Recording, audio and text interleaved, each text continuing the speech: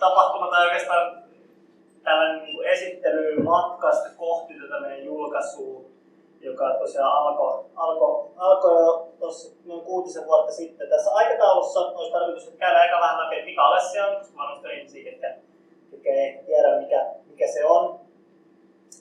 Sitten käydään tuosta matkasta vuodesta 2013 vuoteen 2019.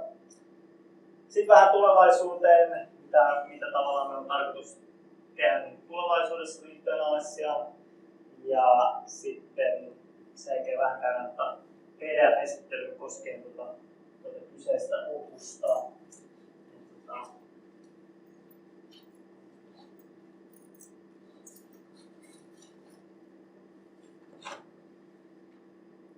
Jes, mutta niin ja sitten lopuksi vielä, niin totta kai koetaan aika pitkä 2 tuntia melkein, niin loppuun totta kai kysymyksiä. Ja sitten tarkoitus olisi noin tunnin 9 maissa, niin olisi tarkoitus ottaa mun julkaisijan kanssa, kuka on tuolla Jenkeissä, niin joka on ollut niin pääkehittäjänä tässä, niin hänen sitten ajatuksia noin 15 minuutin ajalta.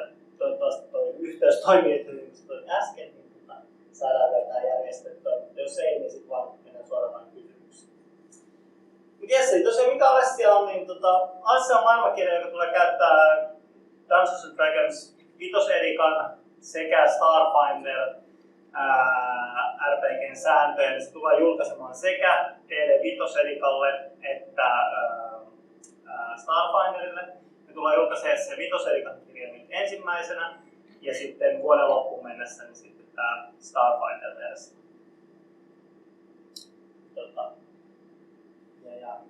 Sitten vähän sitä, mikä Alessia oikeastaan on, niin siis se on scifi fantasia maailma, jossa niin kun, joka on hyvin hyvin pitkä historia, joka on kehittynyt tavallaan hyvin tavallaan niin kuin high sci-fi maailmaksi, mutta on tehnyt sen niin sanotusti magian kautta. Hyvin roturikas maailma, paljon erilaisia rotuja,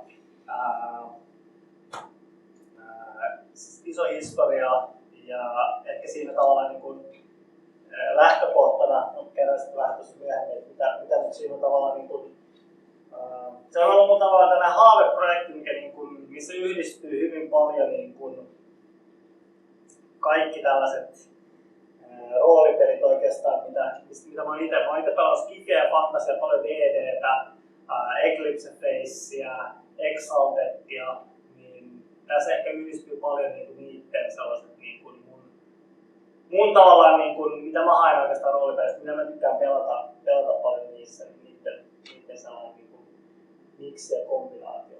Ja mistä tämä oikeastaan kaikki lähti, niin oli nimenomaan just, että mä halusin, että tykkäsin skifistä, tykkäsin fantasiasta, mä halusin jotain niitten niin kuin sekoitusta.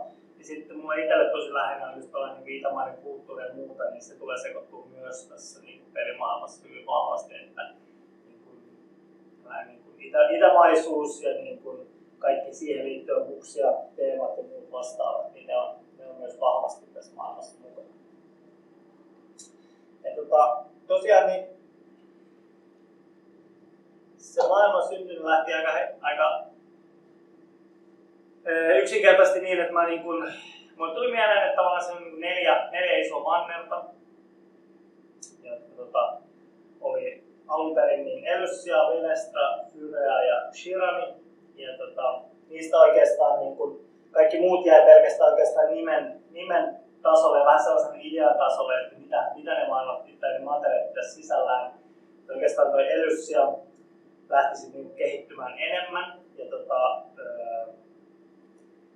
siinä oikeastaan isompana ideana oli se, että sitä koko Alessian manteretta hallitsi sellainen Xianin keisarikunta, joka oli melkein niin kuin noin 80-90% niin kuin oli tavallaan hallitsi sitä koko manteretta. Tämä oli niin kuin tavallaan se pääidea siitä mantereesta. Se oli hyvin niin kuin, se manner oli tavallaan tällainen niin kuin fantasia- ja sci-fi-aiheinen versio niin kuin muinaisesta Aasiasta. Ja muilla mantereilla ajatukset oli takana enemmän. Fyrea oli sellainen sodan tuhoama aavikkomantere, jota piiskasi myrskyt.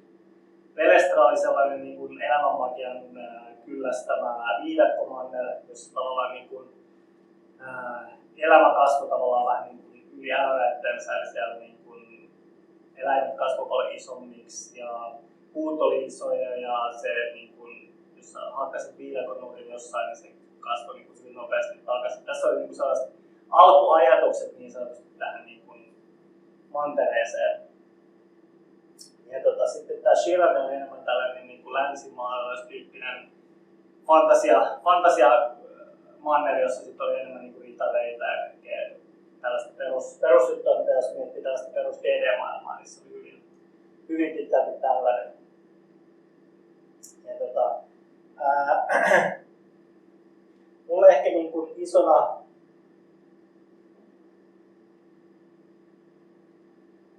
niin kuin, ideana oli paljon se, että mä lähdin rakentamaan sitä niin kuin peliä erilaisten rotujen kautta. Eli mulla itselle niin just nimenomaan itämaisuus, lohikäärmeet, kaikki tällainen, niin yksi ensimmäisiä rotuja, mitä mä tavallaan heti siihen otin mukaan, niin oli niin kuin lohikäärme. Just itse asiassa tuossa kuvitus. Lohikäärmemiehet. Niiden ihan ensimmäinen idea lähti siitä, että ne oli ollut ennen ihan tavallisia muiden rotujen jäseniä ja sitten yhden historiassa tapahtuneen ison maagisen rituaalin takia niin kyseiset rodun edustajat oli sitten muuttunut tavallaan näiksi uusiksi lohikäärme-ihmisiksi, jotka sitten seurasi oikeita lohikäärmeitä. Ja tämä kyseinen konsepti ei ihan loppuun asti tollasenaan täysin selviytynyt, vaan siitä tavallaan jakautui niin, että nyt tässä nykyisessä versiossa niin on lohikäärme-ihmiset, jotka lohikäärmeet loi, ja sitten on myös tapa, että jos sä käytät tiettyä maagista rituaalia, niin sä pystyt sun kyseisen, oli se sitten mitä rotua tahansa, niin tavallaan niin kuin ottamaan sitten tällaisen niin kuin muuttumaan tavallaan tällaiseksi niin lohikäärme-ihmiseksi. Eli siinä muodossa se tavallaan säilyy, mutta tavallaan siinä historiassa se ei ole ihan niin pitkälti tavallaan sen mukaan, niin kuin se oli tämä alkuperäinen idea oli. Ja sama juttu oikeastaan, niin siellä on niin kuin hyvin paljon ei-ihmismäisiä rotuja. Eli sanotaan näin, että kun mä lähdin kehittämään tätä, niin mä mietin hyvin paljon enemmän niin tällaisia scifi-tyylisiä maailmoja, niin kuin Star Wars ja muut, joissa tavallaan on paljon rotuja, jotka ei todellakaan ole niin ihmisiä. Ja jos mietitään näin, että niin kun mietittäisiin prosentuaalisesti, niin joo, ehkä ihmisiä on prosentuaalisesti enemmän kuin muita, mutta sitten kun kaikki rodut tavallaan katsoo sen kokonaismäärän yhteensä, niin ihmiset on vain hyvin pieni osa tavallaan siinä kokonaisuudessa. Et siinä mielessä niin se maailma on täynnä tavallaan niin paljon erilaisia rotuja. Hyvin paljon tällaisia niin eläinaiheisia rotuja, jotka johtuu nimenomaan siitä, että Alessiassa on tällainen niin evoluutio, ollut hyvin vahvana teemana, josta käydään vähän pikkasen myöhemmin lisää. Sitten yhtenä isona elementtinä oli tavallaan niin kuin tässä se, että täällä Elysian mantereella, jossa oli tavallaan tämä Xianin keisarikunta, niin sitä keisarikuntaa vartioi niin sanottu tällainen peacekeepereiden joukko, joka oli yksi kanssa niin kuin ihan ensimmäisiä ajatuksia, mitä minulla tuli, jossa oli tavallaan tämä, että varmaan ehkä ensimmäisenä, mitä tuosta kuvasta tulee mieleen, on tällainen niin kuin fantasiamainen stormtrooperi, niin vähän sama idea, mutta tavallaan ideana ehkä enemmän se, että kun stormtrooperit ei ehkä ole ihan niin kuin hyvisten puolella, niin tavallaan tässä nämä peacekeeperit on hyvin tällainen niin kuin valon ja niin kuin oikeuden puolesta taisteleva organisaatio, joka on muodostunut niin kuin vuosisatojen aikana pikkuhiljaa. Ja ne pääsääntöisesti palvelee keisarikuntaa, mutta tavallaan on paljon sellaisia niin kuin muitakin peacekeeper-organisaatioita siinä maailmassa, että tavallaan niin kuin tehtävä on enemmän vaan tällainen valon puolella taisteleminen ja muuta. Ja tavallaan kun mä lähdin luomaan sitä maailmaa, niin siinä oli hyvin pitkälti se, että mulla tuli joku idea, jonka mä halusin sisäistää siihen maailmaan. Mä lähdin kirjoittaa siitä. Mä lähdin pyytää mun kuvittajan kuvittaa sen. Ja sitten tavallaan se idea tavallaan pikkuhiljaa se tavallaan kasvoi siitä, kunnes se sitten tavallaan päätyi sen nykyiseen olomuotoon. Ja tosiaan yhtenä isona tekijänä tosiaan siinä maailmassa niin oli tämä magian ja teknologian yhdistyminen, mikä varmasti niin monessa pelissä on käytetty sanaa magitech. Ihan ensimmäinen, kun mä silloin 2013 olin, niin mä ajattelin, että mä pikkasen muokkaan tätä sanaa ja mä muutin siitä magitech, ja mä ajattelin, että se on tällainen niin enemmän uniikki, mutta kaiken huomasin, että se ei ollutkaan niin uniikki, sitten käytiin Final Fantasy, niin mentiin takaisin tuohon perusmuotoon, vaikka mun mielestä sitä ei ole taidettu silti mitenkään niin patentoida sitä nimeä, mutta mä menin silti tuohon perinteiseen sitten takaisin, koska nämä on vähän sellaisia, että sit jos se on pikkasen muutettu nimi, niin sit se voi olla, että se rinnastetaan mieluummin sitten johonkin, missä se on sitten ensimmäistä kertaa ollut käytössä. Ja tosiaan niin heti alusta asti oli ideana se, että ollaan tällainen magia ja teknologia yhdistyminen, mutta niin, että kaikki se niin kuin korkea teknologia tapahtuu niin sanotusti niin kuin magian avulla, mutta se on tavallaan kehittynyt sille tasolle, että se on jo tällaisen niin kuin high skifin tasoa, eli on lentäviä aluksia, joilla on suojakenttiä, mutta se mikä niitä tavallaan niin kuin antaa virran niille, niin ei ole mikään niin kuin sähkö tai plasma tai mikään tällainen, vaan se on ihan niin kuin puhdas magia, joka tavallaan toimii sitten siellä. Aika paljon niin kuin kristalleja ja muiden avulla, mitkä sitten niin varastoi sitä magiaa, ja jos toimii sitten vähän tällaisen niin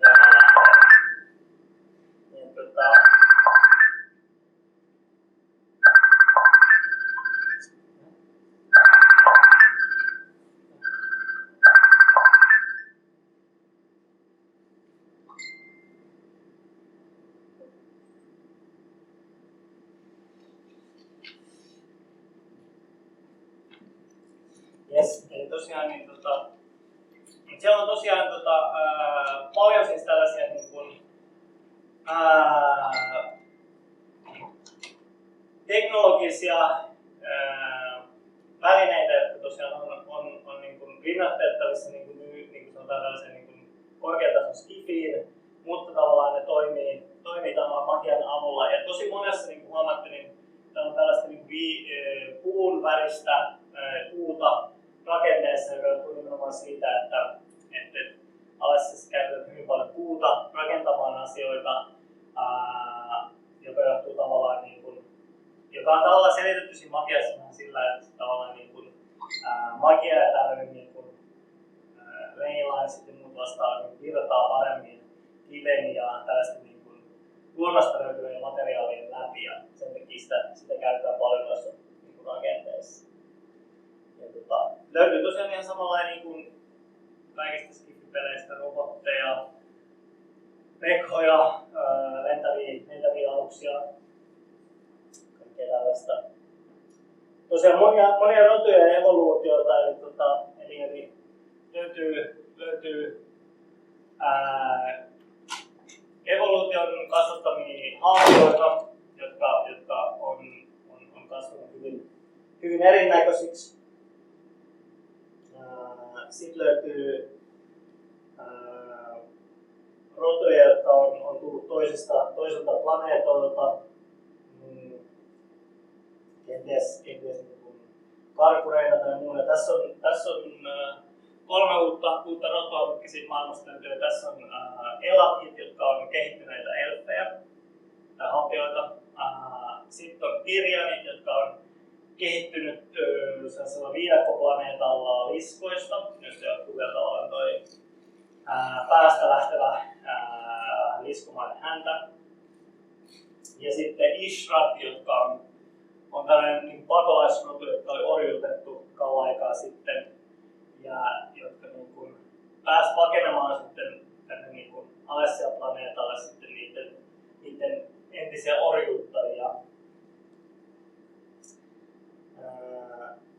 Sitten tosiaan, niin kuin sanoin, niin evoluutio oli niin kuin aika iso osa Alessia, niin tosi moni roduista niin on tällaisia eläinrotuja. Siellä on niin kuin tässäkin näkyy niin leijona, josta on tavallaan niin kehittynyt niin älyllinen olento. Ja näitä on tosiaan kollektiivisesti kutsutaan nimellä jokai, jotka löytyy tavallaan niin kuin myös kiinalaisesta mytologiasta se nimi. Mutta tavallaan niin kuin, melkein kaikki nämä eläinrodulliset rodut niin tavallaan kuuluu näihin niin kuin joukaihin, ja niitä on tosiaan tässä kirjassa tulee olemaan noin 25 eri uttelua, tai niin kuin, osa on tietysti niin kuin haltijat ja ihmiset ja tällaiset mukaan lukien, mutta noin niin kuin puolet niistä roduista tulee olemaan melkein tällaisia niin kuin erilaisia eläinrotuja.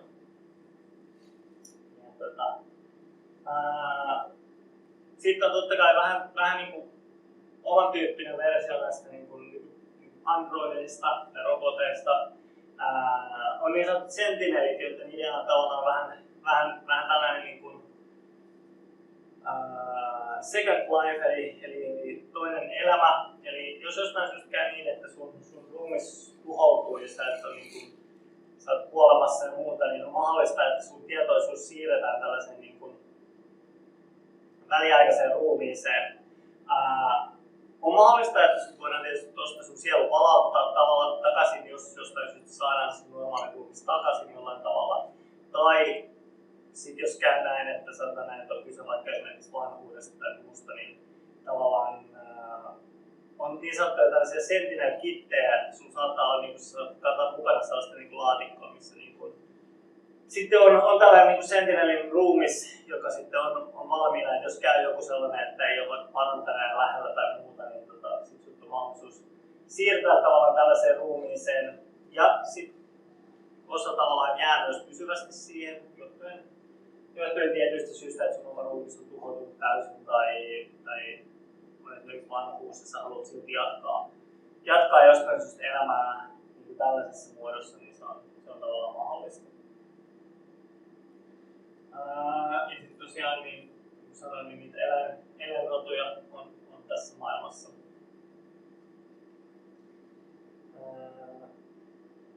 Ja niin kuin sanoin, niin tällaista niin itämaisuutta on hyvin paljon mukana tavallaan tässä, että sanotaan näin niin kuin, tyypillisestä DD-maailmasta poiketen, niin tässä, niin kuin, tässä maailmassa on enemmän niin kuin munkkeja kuin niin sanottuja perusfightereita.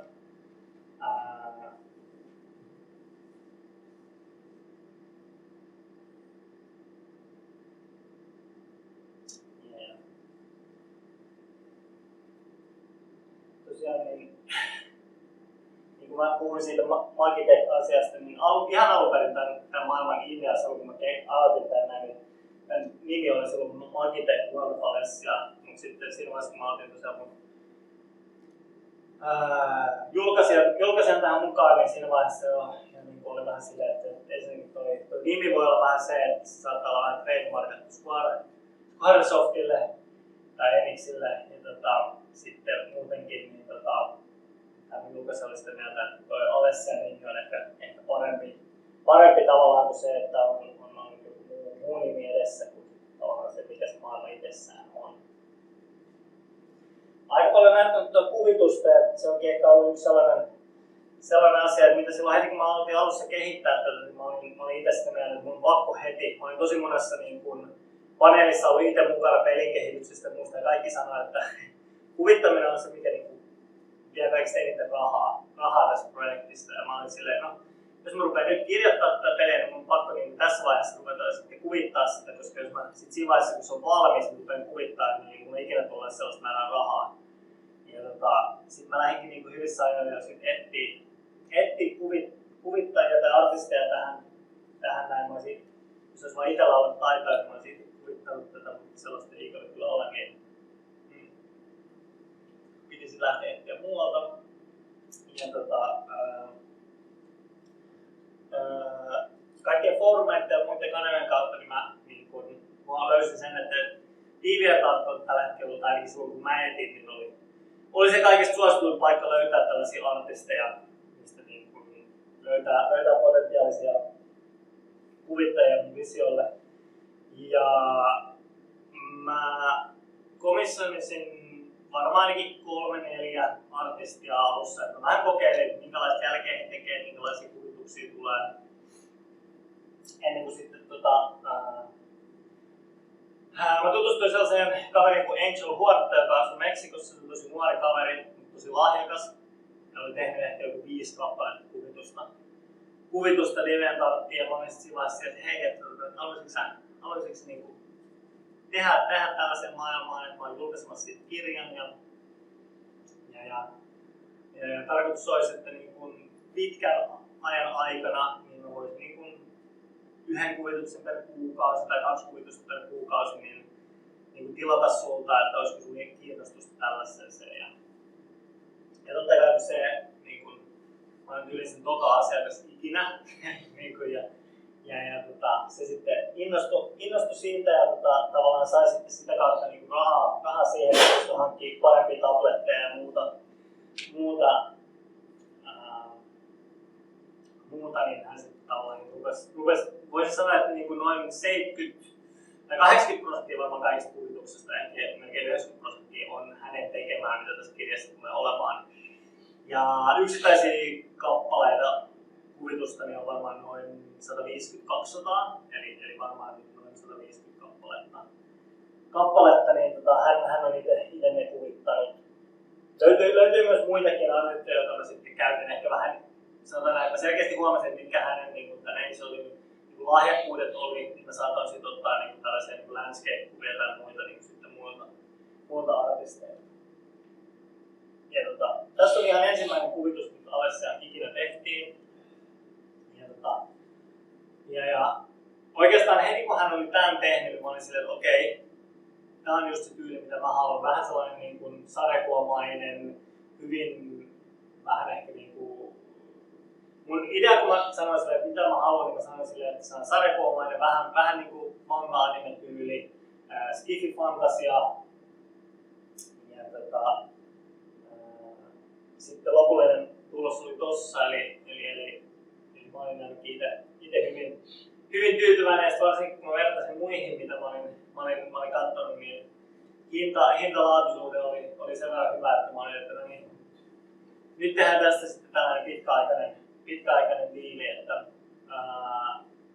alussa niin hän meni sellainen noin viikko suunnilleen yhdessä kuvituksessa, saattoi mennä pitempäänkin vähän riippuen omista kiireistä. Mutta sitten tosiaan niin vuosien aikana niin hän sitten totta kai niin parani ja nopeutui ja kuvitusta alkoi sitten tosiaan. Tässä on myös melkein ensimmäisen, että tässä on vähän niin kuin varmaan jossain 6 kuukauden jälkeen ja vuoden kohdalla ja 1,5 vuoden kohdalla. Että mä katselin jotain näin kuvituksia, niin selkeästi huomaa tämän niin kehityksen, että mitä on alussa, plus myös sen, että mä itse kehityin tosi paljon siinä, että alussa kun mä niin lähetin hänelle, mitä mä haluan, niin mulla oli kasapäin kuvia, joita mä sanoin, että joo, että hei, että mä haluaisin, että se olisi vähän tämän tyylinen. Ja satana, että oli tosi niin kuin laajat speksit, että mä en oikein osannut itsekään selittää että niin kuin hyvin tarkkaan, mitä mä halusin. Että mulla oli niin kuin ehkä kuva mielessäni siitä rodusta, että minkälainen se voisi olla. Ja sitten mä olin, että no silloin 2 kättä tai 4 kättä tai 1 häntä ja 2 sarvea, 3 sarvea. Jotain muuta vastaan, tai että se on niinku ihmismäinen kettu tai jotain muuta. Mutta sitten tavallaan niinku loppuun kohden niinku alkoi löytyä tavallaan se, että minkälainen se teknologiakuvitus siinä maailmassa tulee olemaan. Niin tavallaan sitten sen jälkeen alkoi löytyä enemmän, että tavallaan niinku paljon niinku oli niin sanottuja niinku energiateriaaseissa ja muuta vastaavaa, että sitten tavallaan sellaiset asiat niinku alkoi joutua tavallaan sitten useampia kuukausia ja vuoden sitten aikana pikkuhiljaa. Ja totta kai tietysti kun saattoi olla silleen, että jos mä olin kyse uuden rodun tekemisestä, niin hän saattoi tehdä siitä vaikka 2-3 erilaista versiota ja sitten mä sanoin, että okei, näistä asioista tykkäsin tässä, näistä mä en tykännyt. teki uuden version ja pikkuhiljaa hiottiin. Oli myös muutamia sellaisia rotoja, että mä saatoin esimerkiksi hyväksyä jonkun jutun, sitten mentiin sillä joku vuosi eteenpäin, sitten jossain vaiheessa mä olin silleen, että hän teki yhden sellaisen variaation siitä sitten vuoden jälkeen, ja sitten mä olin silleen, että ai vitsi, toi näyttää ihan sikahyvältä, ja sitten sen jälkeen mä olin silleen, että no, jatkossa niin kaikki tämän rodun henkilöt tuleekin näyttää sitten täältä. Onneksi tämä kyseinen nyt ei käynyt ehkä 2 rodun kohdalla, ja voi olla, että sitten lopullisen kirjan niin ei sitten nämä kyseiset tiedokset ehkä sitten pakosti tuu sitten mukaan, mutta se on muutamia sellaisia hahmoja, mistä mä tykkäsin tosi paljon, niin voi olla, että ne sitten tullaan säilyttämään, vaikka niissä saattaa olla vähän ei päivitetty julkaisussa. Ja tosiaan niin, mä olin kirjoitellut juttua noin, mä aloitin tosiaan joulukuussa 2013 ja sitten 2016 niin mä olin silleen, ei vitsi, että nyt kyllä niinku, jos mä niinku tällä tahdilla niinku jatkan tämän kirjan kirjoittamista, niin se on ehkä valmis niinku 10-20 vuoden päästä. Mulla on tosiaan itsellä tällä hetkellä 5 lasta ja mä rakensin talonkin tässä niinku kirjoitusten lomassa, niin se aika kirjoittaa roolipeliä niin jää välissä aika pieneksi. Niin mä sitten 2 vuoden jälkeen tajusin, että nyt on oikeasti pakko vähän niin löytää jotain apua. Mä olin ollut tosiaan mukana muutamassa Kickstarter-projektissa, sellaisessa kuin Runessa ja Shadowlandsissa. Ja niiden kautta niin mä olin huomannut, että oli sellainen pelin kehittäjä Jenkeissä kuin Jere, joka omisti tuon Starfinder Studiosin. Ja mä sit päätin niin lähestyä häntä niin sähköpostin kautta aluksi, että hei, että mulla olisi tällainen projekti niin kuin alulla, että olisiko sulla jotain niin kuin neuvoja, että miten mun kannattaisi niin kuin edetä, että mä saisin tämän maailman ulos. Että mä olin muutamalta henkilöltä, joilla mä olin jutellut muita jotka oli niin kuin, Wizards of the Coastilla ja muualla töissä, ketä mä olin niin kuin muuten saanut netissä niin kuin, keskusteltua heidän kanssa, niin he olivat sitä mieltä, että lähes siitä, että testasit 5-10 sivun PDF ja vaikka yksi rotu kerrallaan, sulla on kuvitus valmiina, kirjoitat siitä vaikka siitä yhdestä rodusta tekstit valmiiksi, julkaiset sen PDF-nä ja teet niitä vaikka 10-15 kappaletta ja lähdet vaikka siitä, että se on ehkä sellainen helppo juttu. Ja sitä oikeastaan tämä kyseinen neuvo tuli tosi monelta itse asiassa. Kannattaa tehdä pieniä PDF ja julkaista ne ja sitten tavallaan sillä kautta rakentaa sitä fanikantaa ja tavallaan tuoda uusien ihmisten tietoisuuteen tämä asia. Ja mä olin jo melkein valmistautunut tekemään kyseisen asian ja tekemään itse, opettelemaan itse kaikki InDesignit ja layoutit ja kaikki muut vastaavat, mitä tähän julkaisuun olisi tarvittu. Mutta sitten tosiaan niin mä lähetin sitten vielä kesäkuussa 2016 sähköpostin Jerelle, että hei, että on tällainen juttu ja mitä mun kannattaisi tehdä. Ja hän on silleen, että paljon sulla kuvitusta oli valmiina jo ja paljon sulla on tekstiä tehtynä ja sitten mulla on sellainen 100 kappaletta noita kuvituksia tuossa kertynyt kahden puolen vuoden aikana. Ja sitten tekstiä oli varmaan 100-200 sivua osittain suomeksi kirjoitettuna, osittain englanniksi kirjoitettuna suurin osa ikävä kyllä paperilla, että olin saattanut katsella telkkaria ja kirjoitellut samalla johonkin lehtiön sitten ajatuksia, että hei, tällainen voisi olla hyvä juttu. Ja sitten hänellä oli just siinä kohtaa sellainen, että hän oli just julkaissut hänen edellisen opuksen ja oli halu laajentua ja uusille genreille ja muuta. Ja mulla oli tosiaan materiaalia paljon valmiina, mulla oli kuvitusta paljon valmiina, mulla oli kuvittaja, joka oli valmis tekemään lisää. Niin sitten hän ehdotti, että mitä jos tavallaan hän tulisi siihen pääjulkaisijaksi kehittäjäksi tähän hommaan ja saataisiin sitten sitä kautta julkaistua tämä opus sitten ulos ja me tehtiin sitten tällainen 5 vuoden mittainen julkaisusopimus sitten siitä, jonka ideana oli sitten se, että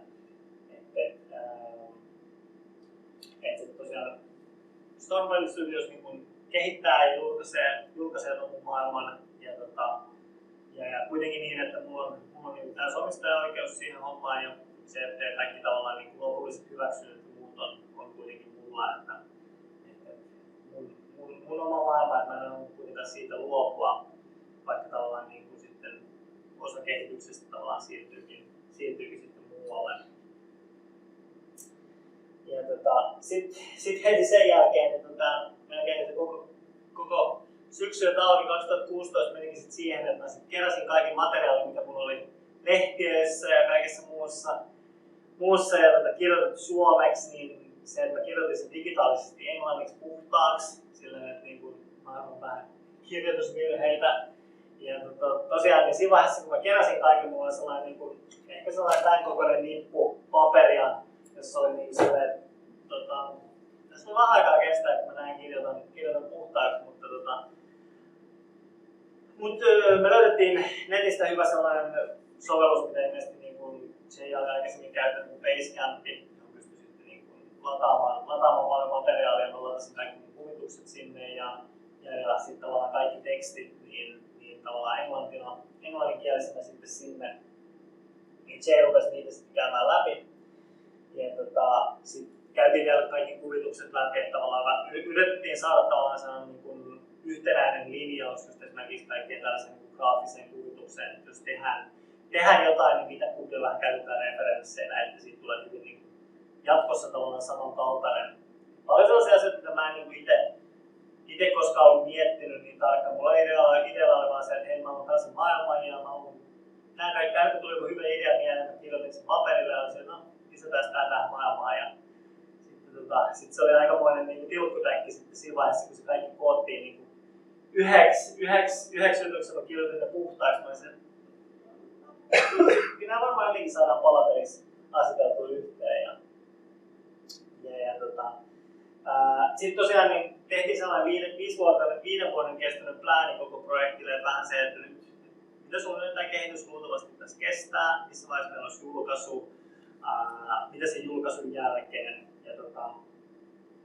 Tällä hetkellä tosiaan ollaan noin puolessa välissä, eli tuossa 2,5 vuoden kohdalla.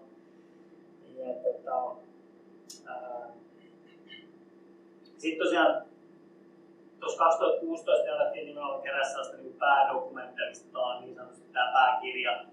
Kirjekoostos, että me tosi paljon Jeren kanssa juteltiin siitä, että lähdetäänkö me julkaisemaan tavallaan yksittäisiä rotuja. Et se oli tosiaan se yksi vaihtoehto, mitä tosi paljon oli sanottu, mutta sitten Jere oli vähän sitä mieltä, että mulla oli kuitenkin tosi paljon tekstiä ja kuvitusta jo valmiina, niin tavallaan olisi mahdollista, että saataisiin tavallaan tällainen iso kirja tavallaan tehtyä valmiiksi. Ja sitten oikeastaan siitä johtuen niin päätettiin sitten, että tehdään tästä Kickstarteri tästä hommasta. Ja ideana oli että 2017 vuoden alussa päätettiin, että Kickstarteri järjestetään. Mutta sitten tavallaan mäkään en itse tiennyt, että kuinka paljon taustatyötä sellainen vaatii ja muuta. Että sitten loppujen lopuksi meidän Kickstarteri pidettiin 2018 kesällä. Ja tuossa oli tosiaan, nämä on myös hyvin aikaisia kuvituksia, mitä Angel teki, jossa ideana oli se, että mä halusin lentäviä aluksia, joiden designi oli enemmän tällainen niin kuin, fantasiamainen, mutta kuitenkin niin kuin, vähän tällaista skifiä. Ideana on se, että niin lentää paljon tällaisia niin lentäviä aluksia, joissa on kuitenkin hieman tällaista niin fantasia-elementtejä mukana. Sitten tosiaan 2017, niin kun oli tehty tämä suunnitelma tästä Kickstarterista, niin sitten tosiaan kehitys lähti 150% eteenpäin. Kun Jere oli lukenut kaiken materiaalin, mitä mä olin kirjoittanut sen nettiin, niin hän lähti sitten kasaamaan niitä sitten yhteen, niin kun rakentamaan sen rungon ja sen maailman niin sanotusti kaiken sen pohjalta, mitä mä olin sitten sinne kirjoittanut.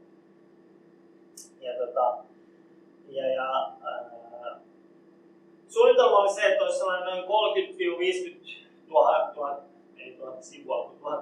sanaa oleva niin kuin, versio siitä maailmasta, valmis ennen kuin se Kickstarter tavallaan niin kuin startaa tästä ennen alkaisi. Että meillä olisi niin sanotusti, että olisi se runko ja että tietyistä asioista olisi X määrä vähintään kirjoitettu, jolloin tavallaan se olisi sellainen, että jos mistä tahansa asiasta tulee jotain kysyttävää sen Kickstarterin aikana, niin meillä olisi tavallaan siihen osion vastaus. Ja tosiaan kun senkin oli useamman niin kuin maailmankirjan kirjoittanut ja niin kuin useamman pelin julkaissut, niin hänellä oli siitä hyvä tieto, että mitä tavallaan kannattaa olla valmiina. Nyt oli tässä asioita, että mistä tulee ottaa itsellä niin mitään hajua sitten. Ja sitten tosiaan itse 2017 meni itsellä kyllä aika sumussa, että rakennettiin omakotitalo 2017 vuoden aikana niin mä yritin kesken työpäivän ja öisin ja kaikilla työmatkoilla, kun ei pystynyt tekemään taloasioita tai hoitaa lapsia, niin yritin silloin kirjoittaa peliä tai sitten meillä oli noin tunnin mittaisia Skype-palavereita joka junamatkalla, kun mä menin töihin, että kaikki tavallaan niin kuin, kaikki ylimääräinen aika mikä meni oikeastaan tämän pelin kehitykseen ja oikeastaan tuon 2017 vuoden aikana niin me päätettiin se, että toi peli julkaisee niin kuin DD5-edikalle sekä sitten Starfinderille ja ihan alun perin, kun mä tosiaan lähdin tätä suunnittelemaan, niin silloin mulla oli ideana niin Pathfinderi, koska se oli se viimeisin peli, mitä mä olin itse pelannut. Ja se oli niin kuin, mulle se niin kuin, suosikki DD-versio niin sanotusti siinä vaiheessa. Mutta sitten aikaa kului sen verran paljon, että DD5 tuli. Se sai ihan järkyttävän hyvän palautteen ja Jere sanoi, että no niin täälläkin on kaikki raha, että jos haluat julkaista ja sitten oikeasti, niin kuin, että tavallaan siitä saa ihmiset kiinnostuu siitä, niin kannattaa niin mieluummin valita DD5-edikka. Ja mulla itsellä tavallaan sillä niin edikalla ei sinällään tai sillä niin systeemillä ei niin ollut väliä. Mä oikeastaan itse halusin vaan, että mä halusin maailmankirjan itselleni niin julkaistua ulos. Ja niin kuin, me aloitettiin mun omassa roolipeliporukassa pelaamaan DD5-edikkaa, niin itse tykästyin siitä, että kuinka paljon niin mä olin itse mukana sen siinä beta-versiossa testaamassa niitä sääntöjä. Ja mä olin silleen, että no, kyllä mä selkeästi näen, että miksi porukka niin tykkää tästä ja niin kuin, että tälle on niin kuin, tavallaan ne sääntöpuolet oli helppo tavallaan niin kuin, kehittää tavallaan siinä mielessä. Ja ehkä Starfinderista sen verran, että mä itse tavallaan ehkä siinä, että mä olin tosi kova Pathfinder-fani ennen, niin sitten kun tavallaan Vaisa lupasi, että hei, on tulossa tällainen sci-fi-aiheinen Pathfinderin, mä olin siinä vaiheessa, että no niin, nyt ehdottomasti sitten, että kun tää on hyvin sci-fi-tyylinen, kun katselin tosi paljon kuvitusta Starfinderista, mä olisin, että hei, tää näyttää tosi paljon. Sanot, jes? Joo, anteeksi kun keskeytän, mun piti lähteä, mutta mä haluaisin kysyä pelata sitä täällä. En varmaan nyt pelata. Oli vähän puhetta, että mä olisin pelottanut. Saattaa olla, että mä saan tehdä niin sellaisen extempore-pelin tuolla, mutta en luultavasti nyt pelata sitä. Mä oon jutellut ton fantasiapelin kanssa, että mä varmaan tuun järjestää sinne tällaisen pelisession sitten, josta mä sitten tuun niin kuin infoamaan sitten netissä. Erikseen, että heidän tiloissa voi kuulemma järjestää tällaisia niin kuin pelautuksia, niin mä tuun sitten siellä järjestää sitten jälkeen. Heti kun on niin vaan fyysinen kirja ulkona, niin mä tuun sitten sen mukana sitten näyttää. Ja tosiaan, tosiaan kesällä 2018 me lansattiin Kickstarteri. Ja tosiaan Suomessahan ikävä kyllä niin ei pystytä niin Kickstarteriin niin järjestämään niin lain syystä. Niin mä en itse koskaan harkinnut. Niin harkitsin sitä silloin aikoinaan, että olisi niin kerännyt rahoitusta sillä tavalla, mutta sitten kun mä selvitään ja huomasin, että Kickstarter on mahdoton järjestää Suomessa, mutta sitten siinä vaiheessa, kun tavallaan tuli sitten julkaisija sitten Jenkkien kautta, niin sitten järjestettiin tämä Kickstarter sitten tämän niin Stormfire Studiosin kautta ja saatiin sitten sitä kautta niin kerättyä tosiaan 400 ennakkotilaajaa ja 21 609 dollaria ja 15 000 niin targetista. Eli tuohon me laitettiin jatkomaaleja tai stretch goaleja, niin muistaakseni joka 1000 1000 välistä, jos tuli sitten yksittäisiä rotuja lisää tai muuta. Ja alun perin tosiaan oli tarkoitus, että siinä vaiheessa, kun mä lähdetään julkaisemaan, niin kirja olisi ollut noin, oliko se nyt 190 sivuinen, ja sitten on Kickstarterin avulla se paisui sitten sinne noin 250 sivuiseksi opukseksi. Ja oikeastaan ehkä isoin syy ehkä tuossa Kickstarterissa oli se, että suurin osa niin kuvituksesta, mitä oli niin paljon itse asiassa niin hankkinut oikeastaan tuossa vaiheessa. Että tuossa oikeastaan niin kuin painatukset ja kaikki niin kuin, ehkä tällaiset niin kuin lisäkuvitukset, mitä tavallaan ehkä mulla on hyvin paljon tällaisia yksittäisiä niin kuin hahmokuvituksia, niin tavallaan niin kuin ne ja sitten tavallaan niin paljon, mitä tuli Kickstarterin aikana tavallaan noita lisämaaleja, niin tavallaan niitä lähtiin sitten rahoittaa myös tuolla. Ja sitten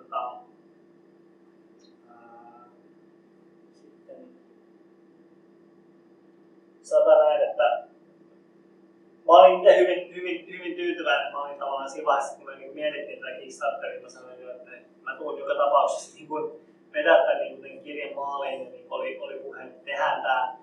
Ja oltaisiin tehtykin tavallaan, vaikka tämä ei olisi onnistunut Kickstarterin, niin oltaisiin tehty silti tämä kirja, että me oltiin kuitenkin sopimus tehty siitä asiasta, niin että se olisi luultavasti ollut ehkä noin 120-150 sivuinen opus, jos tätä Kickstarteria ei olisi järjestetty.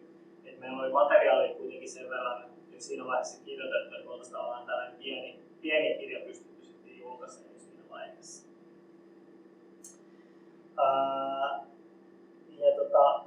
Sitten sen jälkeen Kickstarter oli valmis, sitten oikeastaan 2018-2019 idea oli se, että no niin nyt täytyy saada sitten kirja valmiiksi.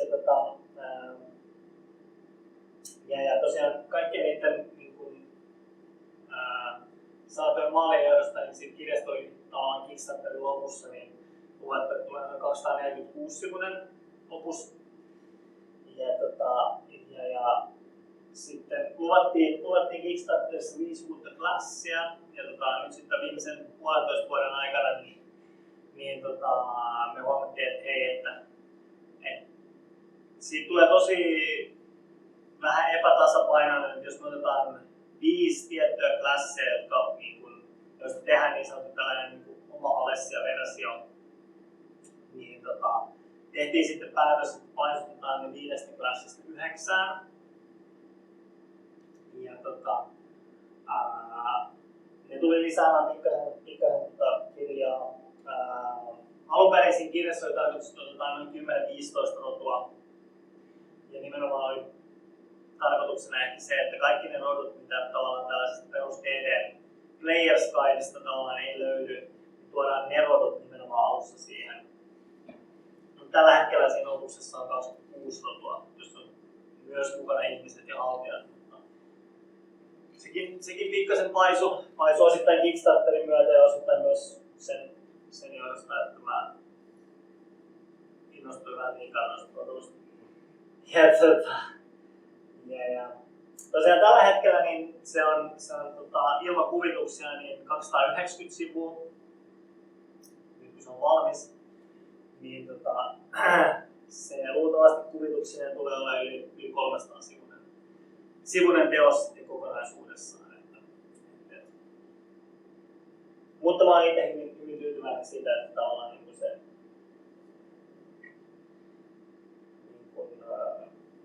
tavallaan kaikesta siitä, mitä me nyt ollaan saatu siihen ahdettua ja tavallaan niin kuin, mä en itse olisi oikeastaan halunnutkaan tehdä sen nyt tavallaan sitä lähdetty kehittää, jos on nähnyt sen, niin kuin, sen version, missä se nyt on, niin siellä on paljon sellaisia asioita, että jos me oltaisiin tavallaan pitäydytty niissä niin kuin vähemmän kirjoitetuissa versioissa, niin se olisi ehkä ollut tavallaan se, että kun mä itse tavallaan mielessäni tiesin kaiken sen niin kuin laajemman asian siitä, niin se olisi ehkä tavallaan niin kuin jäänyt hieman niin kuin vajavaiseksi tavallaan sit se, että mikä se mun visio siitä asiasta loppupeleissä oli.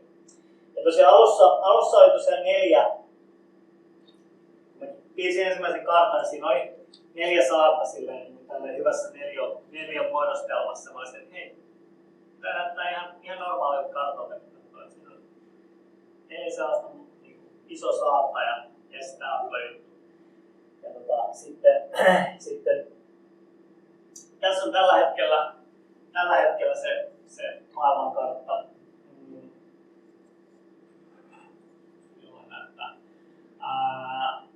Edelleen on ihan samat alueet, eli meillä on aavikkoalue, joka on niin sanottu Fyrea-alue. Sitten meillä on Elysia, mikä oli tämä keisarikunnan alue, joka oikeastaan kontrolloi niin kuin aika isoa osaa koko maailmankartasta. Sitten meillä on Velestra, mikä oli tämä aavikkoalue, mutta meillä tuli myös muita uusia alueita. Tuli Galgarea, joka on alue, mihin muinainen niin paha lohikäärme tippui, josta tavallaan tuli iso sellainen alue, joka ennen tämä koko alue oli niin sanottua sellaista niin kuin saaria, jotka sitten kun se lohikäärme iskeytyi sinne, niin sieltä rupesi pulppuun lavaa ja kaikkea muuta, mikä se tavallaan muodosti lisää sellaista tosi karua maa-aluetta, jonka johdosta niin se on nyt tuhat vuotta sen jälkeen niin alkanut muodostua hieman enemmän asutettavaksi, mutta tavallaan niin tämä on kokonaan niin kuin, ehkä Alessian niin kuin uusin alue. Ja sitten Shiranista tuli tavallaan toi uusi pohjoinen osio, ja sitten Jerenin alue tuli kokonaan uudestaan, joka tuli sitten tavallaan tämän meidän niin kuin jenkkiläisen kehittäjän mielestä. Tuli sitten tämä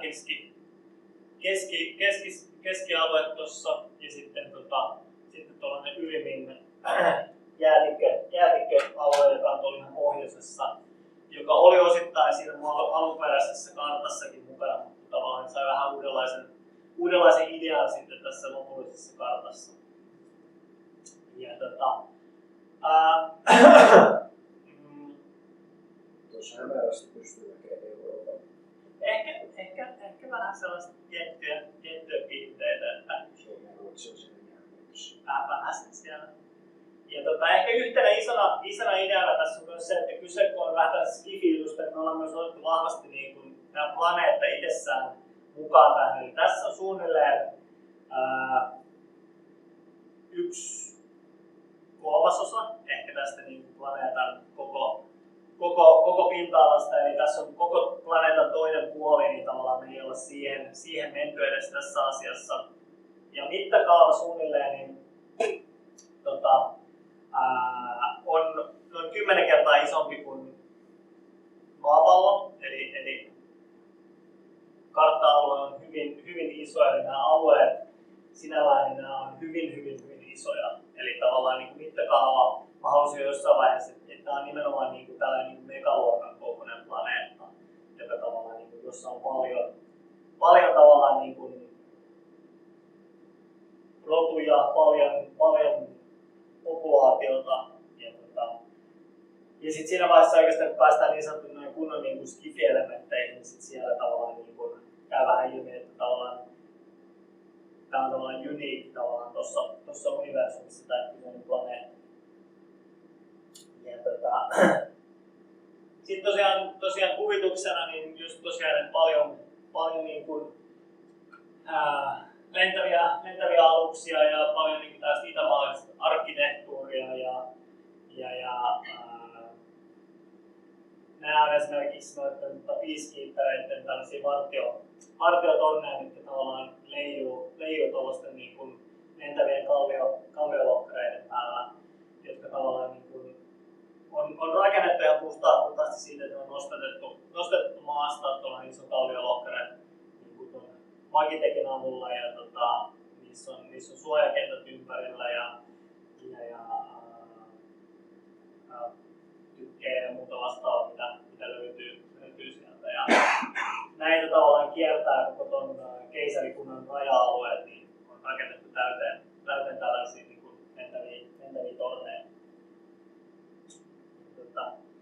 Tosiaan Ropecon 2019 niin tarkoitus oli se, että mennään 2 viikkoa sitten painoon. Eli meni vähän liian tiukalle deadline, ettei ihan keritty. Tosiaan kirja saatiin kyllä valmiiksi, mutta sitten mä vähän väärin arvioin, että kauankohan leiskavaiheessa olisi mennyt aikaa, joka sitten loppupeleissä olikin vähän hitaampaa puuhaa. Tällä hetkellä noin 30% on tosiaan leiskattu valmiiksi, eli mulla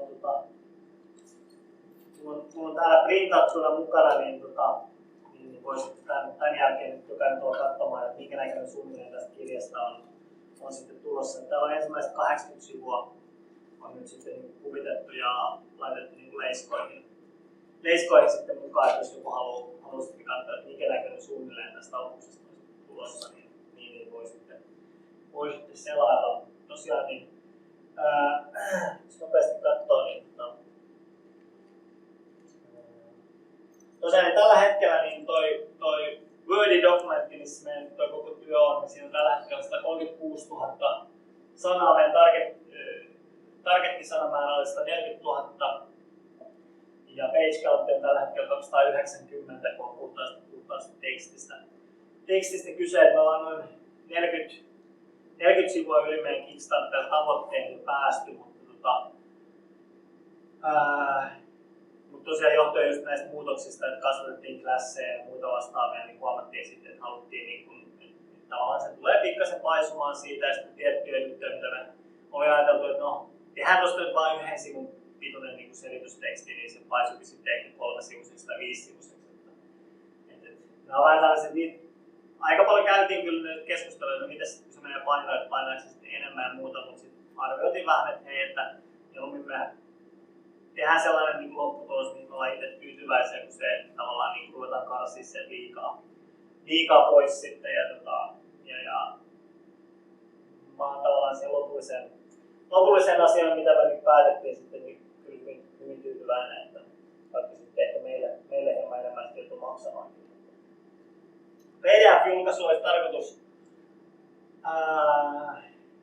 nyt sitten GenCon on Jenkeissä nyt ensi viikolla, niin tämä julkaisija on menossa sinne ja myös tarkoitus, että yritetään saada PDF-julkaisu nyt sitten ehkä siiheksi, mutta se nyt vähän riippuu siitä, että kuinka monta itsellä alkaa normaalista työstä loma nyt maanantaina, niin se voi olla, että teen seuraavat 24/7, niin pelkästään sitten niin kuin tätä, että saadaan niin kuin editoidut ja leiskatut sivut sitten niin kuin loppukirjasta valmiiksi. Että mä sanoisin näin, että sellainen niin kuin järkevä tavoite on, että PDF-julkaisu tulee olemaan varmaan 2 viikon päästä. Tai sanotaan niin 2-4 viikon päästä viimeistään. Mutta mä yritän sen, että nyt kun on 2 viikkoa lomaa, niin mä rykäsen sen nyt sitten loppuun tässä 2 viikon aikana, että julkaisu olisi sitten siinä vaiheessa. Ja tullaan drive-thrun kautta julkaisee tämä kyseinen opus, että sen saa sitten myös sieltä sitten print on demandina, jos haluaa niin tällaisen niin kirjaversion myös sitten, että me ollaan leiskaukset tehty ihan sen pohjalta, että kaikki materiaalit, mitä jatkossa tähän peliin tulee, niin tulee olemaan myös niin print on demandina sitten. Ja tosiaan kyse on nyt niin kuin DD5-versiosta, ja heti kun toi on valmis ja se on kaupoissa, niin sitten lähdetään tekemään. Meillä on 2-3 henkilön tiimi, jotka sitten on pelannut Starfinderia ja tietää tavallaan sen sääntösysteemit hyvin, niin ne on jo ruvennut kääntää tuota kirjaa nyt sitten niin kuin niistä viitoselikan säännöistä nyt sitten tuohon Starfinderiin. Ja saadaan sekin sitten toivottavasti nyt sitten niin kuin vuoden loppuun mennessä niin saataisiin se sitten pois, koska niin kuin meillä on paljon sellaisia juttuja, mitä me Kickstarterin aikana esimerkiksi nyt päätettiin, että niitä tehdään niin kuin jatkojulkaisua ja mulla on tavallaan paljon sellaisia ideoita, mitä tavallaan niin kuin mä olin päättänyt, että hei nämä mä haluan tuoda, näistä mä haluan kertoa enemmän, jotka on tavallaan niin tulevaisuuden suunnitelmia, jotka tavallaan otettiin jo tarkoituksella pois tuosta kirjasta.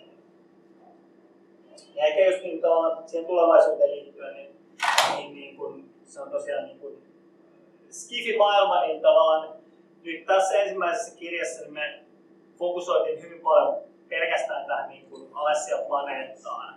Mutta siinä vaiheessa, kun mä lähdin luomaan tätä, niin mä jo tavallaan hahmottelin, että kyse on tällaisesta niin kuin sci-fi-maailmasta, missä on hyvin paljon laajempi niin kuin maailma sen yhden planeetan ulkopuolella. Ja varsinkin sen jälkeen, kun mä itse niin pelasin vähän Starfinderia ja pääsin tavallaan, ja olen pelannut Eclipse Facea ja näitä, niin siellä on hyvin niin kuin rikas maailma yleensä niin kuin sen niiden aloitusplaneetoiden lisäksikin myös. Tässä kirjassa on paljon sellaisia rotuja, mitkä ei ole tavallaan Alessiasta kotoisin, vaan ne on tullut jostain toiselta planeetalta ja jostain syystä, joka haaksi rikkoutunut muinaisina aikoina tuolle planeetalle, tai sitten tullut myöhemmin sitten tuolle planeetalle tavallaan jonkun asian toivossa, ja sitten niin kuin kyseisiä rotuja tavallaan löytyy sieltä planeetalta paljon, mutta tavallaan niin kuin ne ei ole natiiveja niin kuin Alessian omia asukkaita. Niin niihin tavallaan vihjataan aika paljon niin kuin siinä kirjassa, mitkä rotu tulee ulkopuolelta ja mitkä tavallaan sitten on niin kuin historiassa selkeästi, että on saapunut myöhemmin tai muuta. Ja tosiaan niin pelkästään tosiaan toi Alessian planeetta, niin sillä on tosiaan 3 kuuta itsessään, jossa jokaisessa on tietyn verran elämää ja niihin menee jatkuvasti liikennettä sieltä Alessiasta niillä avaruus- tai sci-shipeillä, miksi me kutsutaan me Alessian avaruusaluksia, niin noihin 3 kuuhun, mitkä kiertää Alessiaa, niin niihin pystyy matkustamaan aika perinteisillä sky-shipeillä, kun sitten taas 3 muuta planeettaa, mitkä on tässä samassa niin kuin aurinkokunnassa, niin niihin tarvii sitten jo vähän niin kuin tehokkaamman vehkeen, mutta tavallaan sellaisiakin Alessiasta löytyy ihan hyvin. Mutta meidän kirjoissa oikeastaan, tai tässä pääkirjassa, niin me oikeastaan mennään yleismainillisesti tavallaan, että nämä on olemassa tuolla ja että ketä suunnilleen siellä asustaa, mutta me ei mennä hirveän tarkasti niihin vielä tässä. Että tarkoitus olisi, että sitten niin kuin lisäopuksissa niin laajennetaan vähän enemmän sitten noita. Plus sitten kun mennään niin kuin vielä niin kuin laajemmalle skaalalle, niin mä oon myös niin kuin rakentanut tällaisen niin sanotun tähtikartan, missä sitten on tavallaan niin kuin vielä laajemmin, että Alessia on täällä tällaisena niin kuin yksittäisenä pienenä aurinkokuntana, jossa sitten on paljon isompi niin kuin universumi siellä enempänä, jossa on sitten niin kuin, paljon tällaisia isoja liittoutumia, jotka saatetaan niin kuin, esimerkiksi se Isra-rotu, mikä oli orjuutettu, niin se oli noiden orkothien orjuuttama rotuaikoina, jotka sitten pääsi pakenemaan tänne Alessiaan. On lohikäärme imperiumi, joka sitten Alessian historiassa on se porukka, joka tavallaan loi sitten ne lohikäärmemiehet Alessian niin kuin toisella kaudella. Ja, sitten on ne Tirianit, mitä tavallaan oli tuossa niin kuin tässä kansikuvassakin sitten nämä lisko-olennot, niin heillä on tavallaan aika iso valtakunta, mutta heillä on oma agenda, salainen agenda, minkä takia on Alessiaan tullut ja tavallaan hahmotetaan vähän sitä, että miten Alessia tavallaan poikkeaa näistä muista aurinkokunnista tai miksi se on niin tavallaan erikoinen planeetta, minkä takia monilla on siihen tavallaan niin kuin mielenkiintoa, mutta sitten myös silloin erikoisia suojelijoita, minkä takia muut rodut ei ole nämä isot porukat niin sanotusti ei ole valvottanut vielä tällä hetkellä. Niin niitä valotetaan tavallaan pikkasen siinä kirjassa, mutta tavallaan tarkoitus on, että seuraavan 2-3 vuoden aikana niin julkaistaisiin tavallaan vähän, mitkä sitten tavallaan kasvattaisi tätä mytologiaa ja tavallaan tätä niin kuin Alessian maailmaa sen yhden planeetan ulkopuolella. Ja sitten oikeastaan niin, kysymyksiä mä vähän mietin, että kuinka pitkä jutun mä ajattelin tehdä. Mä yritin, että tavallaan tunti menisi aikaa tähän alkuselitykseen ja sitten tavallaan sen jälkeen olisi puoli tuntia 40 minuuttia kysymyksiä. Ja sitten mä voin vielä tosiaan katsoa, että jos on kiinnostusta, niin mä voin tosiaan tuon jenkkiläisen kehittäjän tässä saada tuohon videopuhelun välityksellä, että hän pystyy siitä sitten myös kertomaan omasta näkökulmastaan sitten tähän asiaan liittyen. Mutta olisiko nyt tässä heti alkuun jotain kysymyksiä? No, muutamakin. Joo, ehdottomasti siellä ihan vaan vapaasti. Onko minkälaisia tietoverkkoja ja minkälaista etäviestintää käytössä tässä? Kyllä, eli magiakapulla vai? joo, eli Alessian planeetan sisällä on niin sanottu tällainen kristalliverkosto, mikä on niin kuin, ensinnäkin sitä käytetään siihen, että sitä louhitaan sitä kristallia. Ja tämä kristalli on yksi tärkeä asia, mistä tavallaan, minkä takia nämä maagiset teknologiset tempeleet tavallaan toimii. Niin tämä kristalliverkosto, niin tavallaan, se toimii vähän tavallaan tällaisena niin kuin kaikki psyykkiset tavallaan tällaiset niin kuin psionikvoimat niin sanotusti, niin ne voi esimerkiksi ottaa yhteyden siihen, ja sitten tätä kristalliverkostoa, niin sitä voi tavallaan käyttää moneen teknologiseen juttuun. Sieltä löytyy, ihan niin kuin meidänkin nykypäivästä, niin löytyy lähiverkkoja, löytyy niin sanottu internetti, joka kyllä, ja siellä maailmassa on tavallaan mahdollisuus tehdä niin kuin puhelinsoittoja. Tietyillä alueilla ne toimii vähän paremmin, tietyillä ei ehkä niin hyvin. Siitä riippuu vähän siitä, että kuinka paljon sä oot valmis käyttämään magiaa, niin sit se yhteys saattaa toimia vähän helpommin. Me ei ole tehty ihan mitenkään niin kuin hirveän tarkkaa sääntöä siihen, että kuinka paljon tavallaan sun täytyy käyttää. Et se on me ollaan jätetty se enemmän vähän niin GM:n päätettäväksi. Sitten me tehdään ehkä vähän sellainen, että okei, että tällainenkin sellainen, mitä tuossa pääkirjassa ei tule, vaan sanotaan, että, että tällainen on mahdollista, ja sitten jokainen pelijohtaja saa itse vähän päättää, että mitä haluaa. Me tehdään niin sellainen lisäkirja, mikä liittyy enemmän nimenomaan just noihin niin maagisiin laitteisiin ja muuhun. Ja siinä me ehkä valotetaan enemmän se, että jos esimerkiksi sä käytät jotain punaista kristallia, niin se saattaa esimerkiksi tuplata sen etäisyyden, millä sä pystyt käyttämään jotain kommunikaattoria tai vastaavaa. Tai esimerkiksi se, että se magia riittää, niin kun jos sä käytät vaikka vihreätä kristallia, niin sitten vaikka se lamppu niin kestää vaikka tuplasti pidempään niin akut tai tällaista. Että tavallaan tällaisia lisäjuttuja tavallaan tuodaan siinä, mutta tavallaan tässä pääkirjassa enemmän on se, että joo, on mahdollista, tässä on laite, millä se onnistuu, ja sen hinta on tavallaan tämä X. Ja sen etäisyydet on suunnilleen nämä, mutta jos sä käytät vahvempaa tai tehokkaampaa versiota tästä kyseisestä laitteesta, niin sitten etäisyydet on isompia ja sitten se on enemmän pelijohtajan oma päätös, että onko se sitten kuinka paljon kalliimpi tai kuinka paljon se etäisyys on sitten isompi. Me ollaan pyritty aika monessa asiassa tekemään sellainen niin kuin, tietty geneerinen juttu ja sitten sen jälkeen annetaan pelijohtajia itse vähän muokata sitä siihen suuntaan. Jos ne haluaa, että se on enemmän skifimäinen, enemmän, että se on paljon enemmän sitä teknologista juttua, niin sitten pelijohtaja voi viedä se vähän enemmän siihen suuntaan. Tai sitten se vaan voi olla, että okei, nyt se vaan toimii ja that's it, ja sitten sun ei tarvitse hirveästi niin kuin käyttää siihen niin pelaajien itse aikaa, että okei, nyt rakennetaan tästä tällainen niin kuin lisätukimasto tai jotain muuta vastaavaa. Mutta sitten taas pelaajat voi myös mennä siihen suuntaan, jos ne haluaa enemmän sitä. Jes, lisää vaan.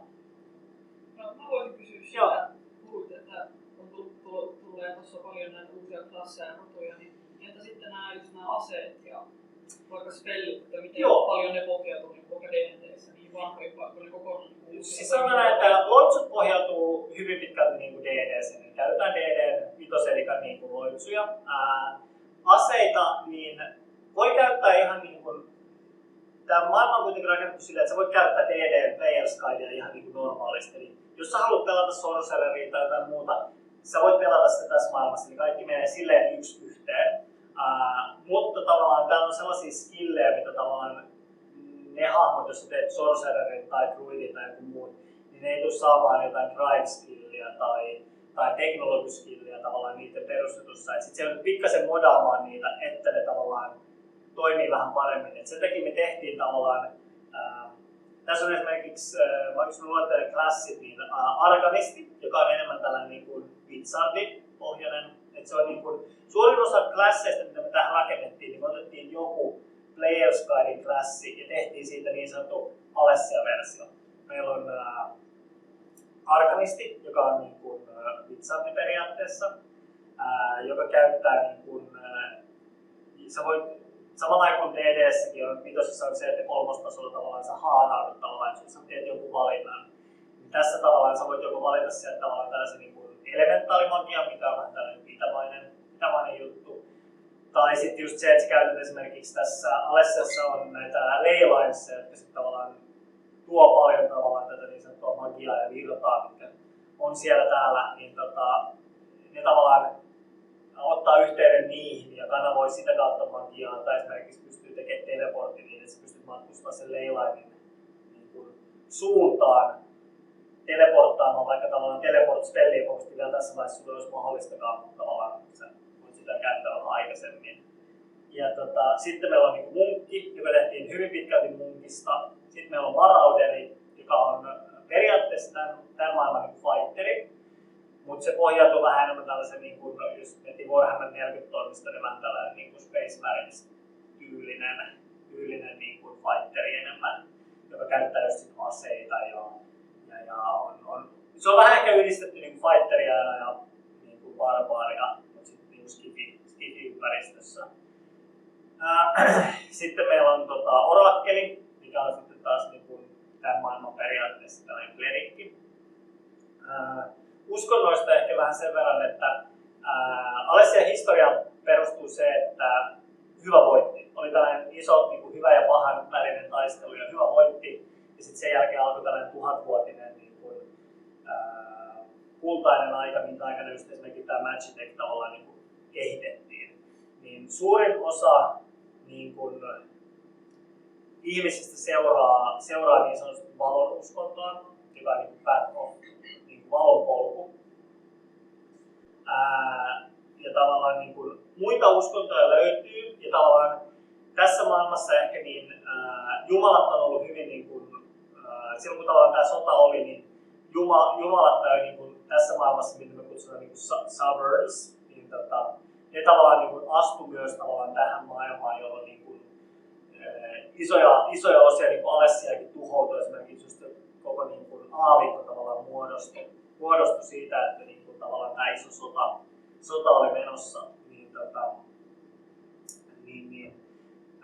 Jumalat tavallaan ei ihan samalla saa voimaa siitä, että niillä on uskovaisia. Niillä on ehkä enemmän se, että niillä on tietty uskomus myös Jumalilla, mihin ne uskoo. Ja tavallaan niin ne on niin sanotusti valon jumalat, jotka tavallaan niin kuin on, niiden tarkoitus on vaan se, että ne haluaa tavallaan sitä hyvää ja tuoda sitä tällaista näin, jonka johdosta esimerkiksi kun ne Alessian historian mukaan tavallaan vaan lähti Alessiasta, mutta jätti tavallaan nämä opetukset niin sanotusti, mitä suurin osa nyt sitten tämän sodan jälkeen on niin kuin seuraamassa, niin,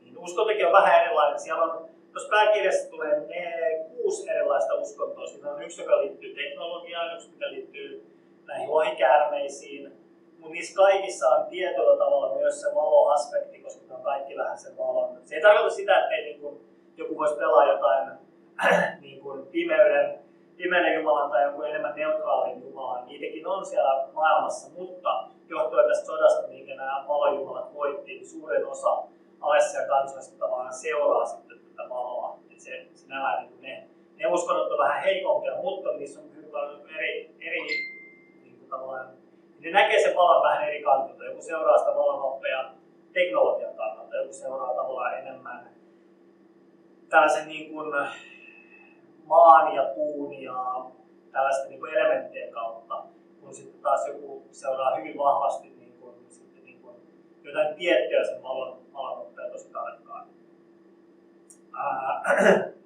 Niin, siis sun kysymys oli niistä klasseista, tavallaan spellseistä ja muista.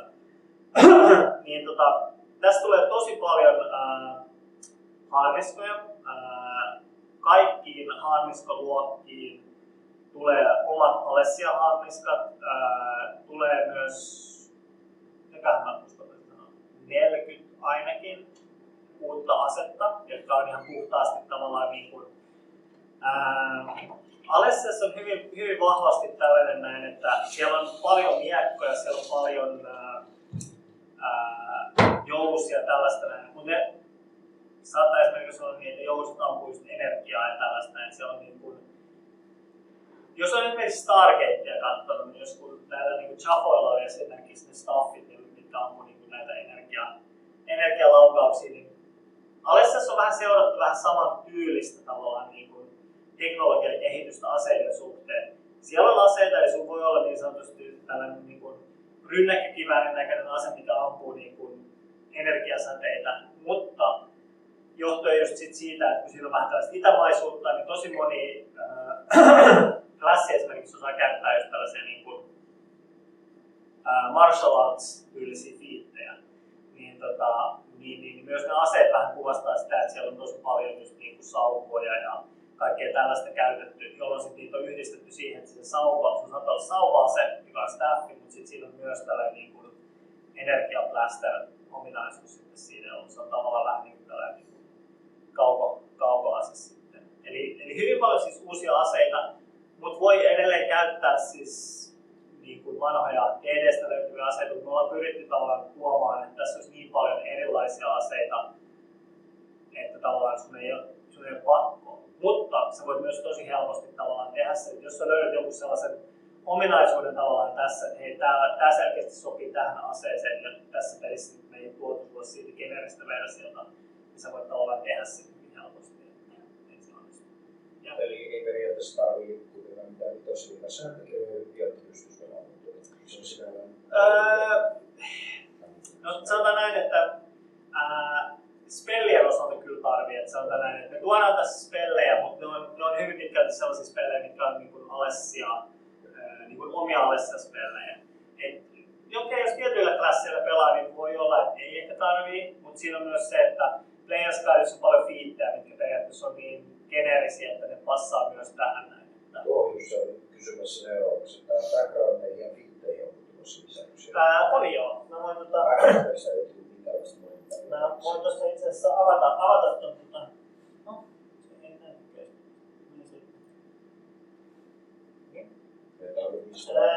Mitä aluksi mainittiin joku? Joo, mä voin tästä luetella vähän, eli tosiaan eli uusia fiittejä, mitä tästä tulee, niin on, katsotaan sitten 1, 2, 3, 4, 5, 6,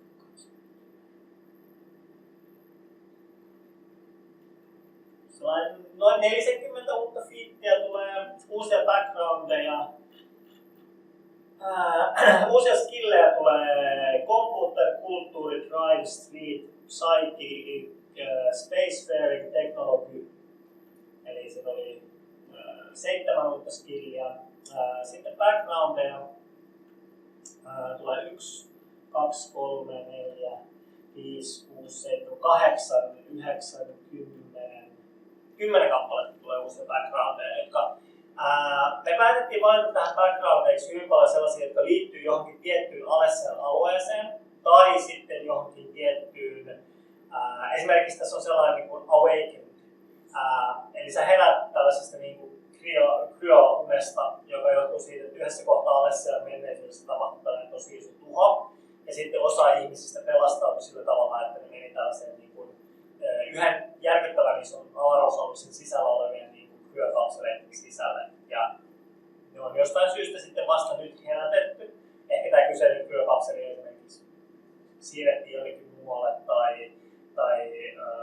plus sitten jostain avaruudesta niin joku avaruusalus niin kuin on laskeutunut tänne ja se pelaa pystyy olla sellaista rotua, millä on elämää Alessian ulkopuolella. Ja sitten se on jostain syystä laskeutunut Alessian sisälle. Et siellä on paljon tällaisia, että ne saattaa sopua johonkin tiettyihin rotuihin, tai sitten niissä on se, että johonkin tiettyyn osa-alueeseen sitä Alessiaa. Siellä on esimerkiksi just näihin eläinevoluution kautta kasvaviin rotuihin, niiden background, joka on tällainen joka champion. Ja sitten on enemmän tällaisia yleismaalaisia, että on tämän maailman aatelinen, jolla on tai sitten sellainen, jolla on tosi vahva tällainen martial arts tausta, jonka takia sun hahmo osaa tiettyä juttuja.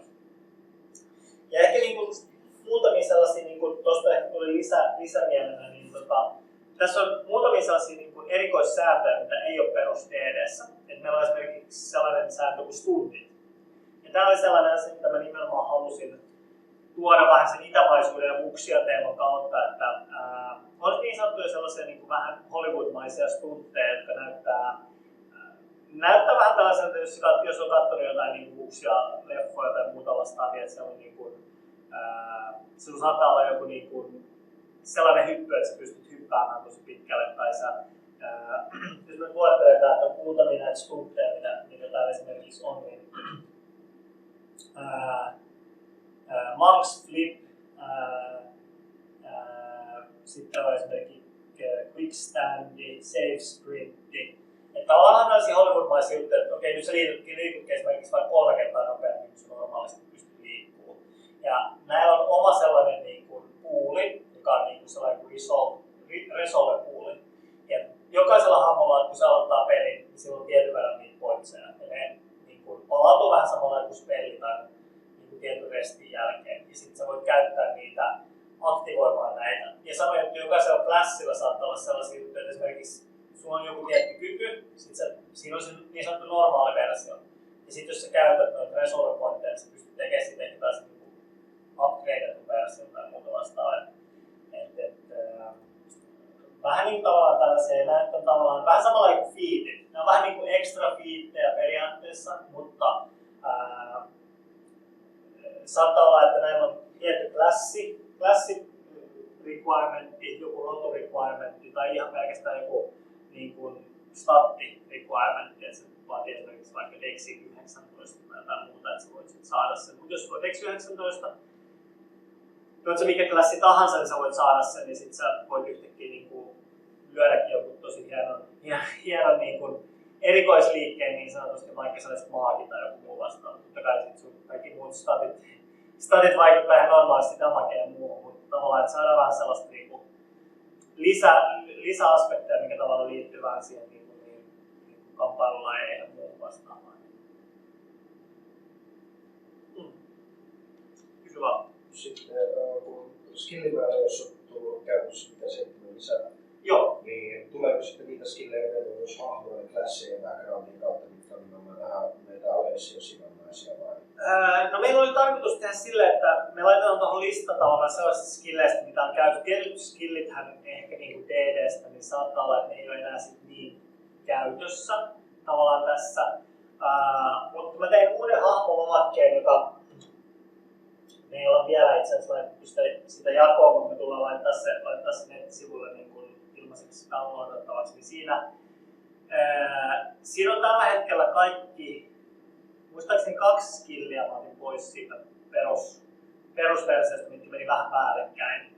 Mutta muuten periaatteessa kaikki skillit on ihan normaalisti. Et tällä hetkellä jokaisella klassilla, koska ne on niin kuin tehty Alessia varten, niin niillä on tietty määrä, miten ne saa sitten skill pointteja, se on sitten huomioitu, että skillejä on enemmän tavallaan sitten niissä. Että sitten just tavallaan nuo aspektit on vähän sellaisia, että jos sä pelaat jotain niin Players Guidin klassia, niin se joudut ehkä vähän huomioimaan sen, että sä annat ehkä jotain skill pointteja sitten lisää, että tavallaan se sopii sitten tavallaan sitten siihen, että sä pystyt saamaan niitäkin skillejä sitten käyttöön.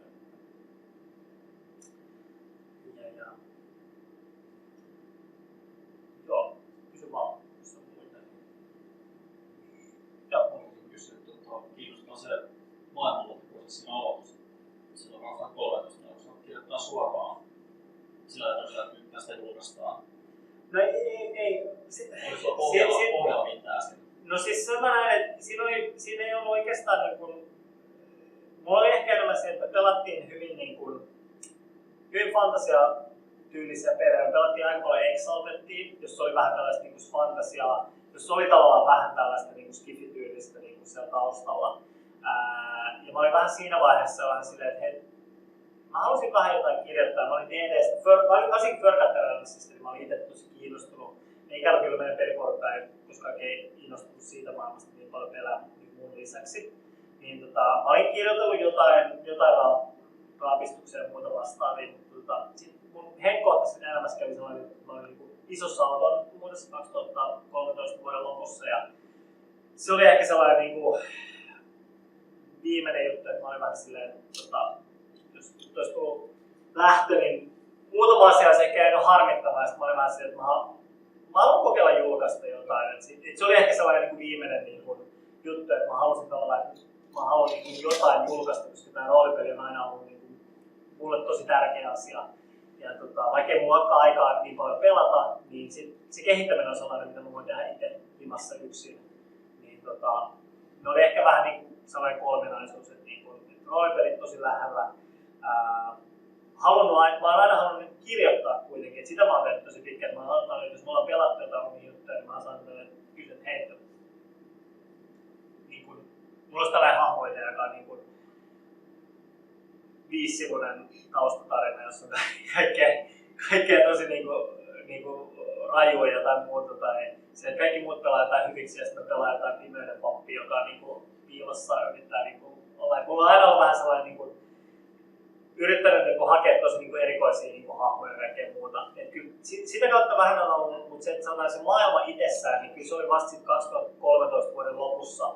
Et sit sen jälkeen mä niinku mietin ne nimet ja rupesin niinku kunnolla laittaa paperille jotain. Että niinku, ei oikeastaan ennen sitä ole. Ei sä tullut tämmöinen perinteinen DM, mikä on Mä en itse asiassa mä oon vetänyt 2 peliä elämäni aikana. Mä oon tykkännyt olla pelaaja.